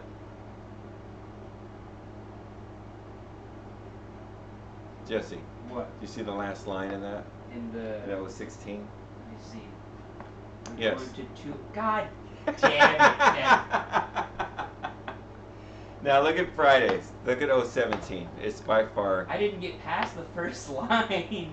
It's by far. This week we're going to 2 desserts, rice pudding, and our wheat, grain, and reviewer choice dessert. So what does that say? No, at the beginning. Yeah, on a dark dessert highway. I read that already, Kevin. I already got mad at you for it. So I was sitting there, and she said it out, or Gabtilla the tech said it out loud. She goes, she laughed. She was on a dark desert highway, and I said, "Cool whip in my hair." Oh my! Do you get it? Cool whip in my hair. See, she just typed it. She laughed about it hours later. Warm smell of rice pudding. Rising up through the air. So that's what we're doing Friday. That's what we're doing. We're doing sushi on Wednesday. And then tomorrow we are doing, remember tomorrow's an early stream. We start at 2. So make sure you guys show up tomorrow at 2 because that's when the stream starts. And then hair on your head, or are you twerking? Drea, hair on your head, or are you twerking? LOL. I'm about to stream. Oh, James? What? You don't stream, James, you damn liar. I'm still laughing. She thinks that's the funniest thing. Yeah, she's easy crowd. Do you stream, James? I don't think I've ever seen you stream. Am I insane? What do you stream? Look, I'm calling James out. I know if you've streamed, I've been in your stream. I know I have, but I don't remember you. You're so forgetful. You have such a forgetful face. The guy that donated the most. Funny. the guy that loves me the most. I just crapped in his face. Donated him. See, that's why I don't do that on Twitch. I know. I'm not an easy crowd. Yeah, You James, are. I don't watch adult videos. I'm sorry. I just don't. But more power to you if you can get away with that on Twitch, because they shut that stuff down quick. But Twitch isn't porn. That's true, Drea. That is really true. Did you know that Pornhub is a Canadian company? Is it? Yeah. Why would I know that? I don't know. I know it. Why would I care? So tomorrow, 2 o'clock, we are doing risotto and rice. No, that is rice. We're doing risotto, shrimp risotto. That'll be our main dish tomorrow, and then we'll talk about the other size rices and like so we'll kind of go into the sushi rice, because that's where all the rice originated, was Asia. So as we start to get into that, unless you need the little blue pill to watch it, Grandpa. Well, no, I need a big blue pill. I need a blue pill like the size of your head. Just a suppository. Cool, never tried to make risotto. Really, that's great, Josh. Thank you, Josh, for being the mature one. James, take notes. Josh, mature one. James, asshat. That's why it's free. Said that's why it's free. Yeah. So, tomorrow, we're going to take a mature conversation with James in the room. And Josh, yeah, absolutely. Risotto's fun to make. It really is. And it's such an easy dish. It is so easy to make. You just have to pay attention. You have to know when to start it. That's all you have to do, is you have to know when to start the risotto. And you can actually par cook the risotto, and I'll show you that, guys, tomorrow, so you don't have to go, because I've done that. I was working for a client, and his family was on their way home, and I was in their kitchen. I was like, I'm going to make risotto. And they usually show up 6 o'clock on the dot. So at like 5:40, I started making the risotto. And I'm like halfway into it, and then he calls. He said, "We're gonna be here at 6:30." And I was like, I just threw all that risotto away. That was before I learned how to hold it. You could actually par cook it, hold it, and bring it back to life, and it tastes exactly the same. Yes, I'll provide comedy when you're streaming. I'll be at work. That's fine. I love you, James. You're awesome. My coworker said that wasn't good. That's why it's free. Yeah, absolutely, James. You're a rock star. You are a upstanding citizen. So all of you guys, I appreciate you coming in. We're going to shut this down. You want to raid anyone? What? You want to raid Who's anyone? on? I don't even know who's on. Only one of food and drink is Tabe Thai Cooking. Who? Tabe Thai Cooking? I don't know how to pronounce it. I know you don't. Hang on a second. Let me see who we're going to raid. Okay, wait. Let's ask the group. You guys that have stuck around here can't butter me up. I'm not buttering you up, you asshead. So, Wild... What's a Jamia? Is that a person? James? Oh, that just says James. Okay. Go to Wild X Caddy. So, Ray, you're good at this now. Just type it into the search, send a message, and raid Wild X Teddy. Look at you, you frickin' champion. Right? Thanks, James. Oh, see, you're too slow, James. Too slow on the uptake. All right, guys, thanks a lot. We'll see you tomorrow, and Bob Ross out.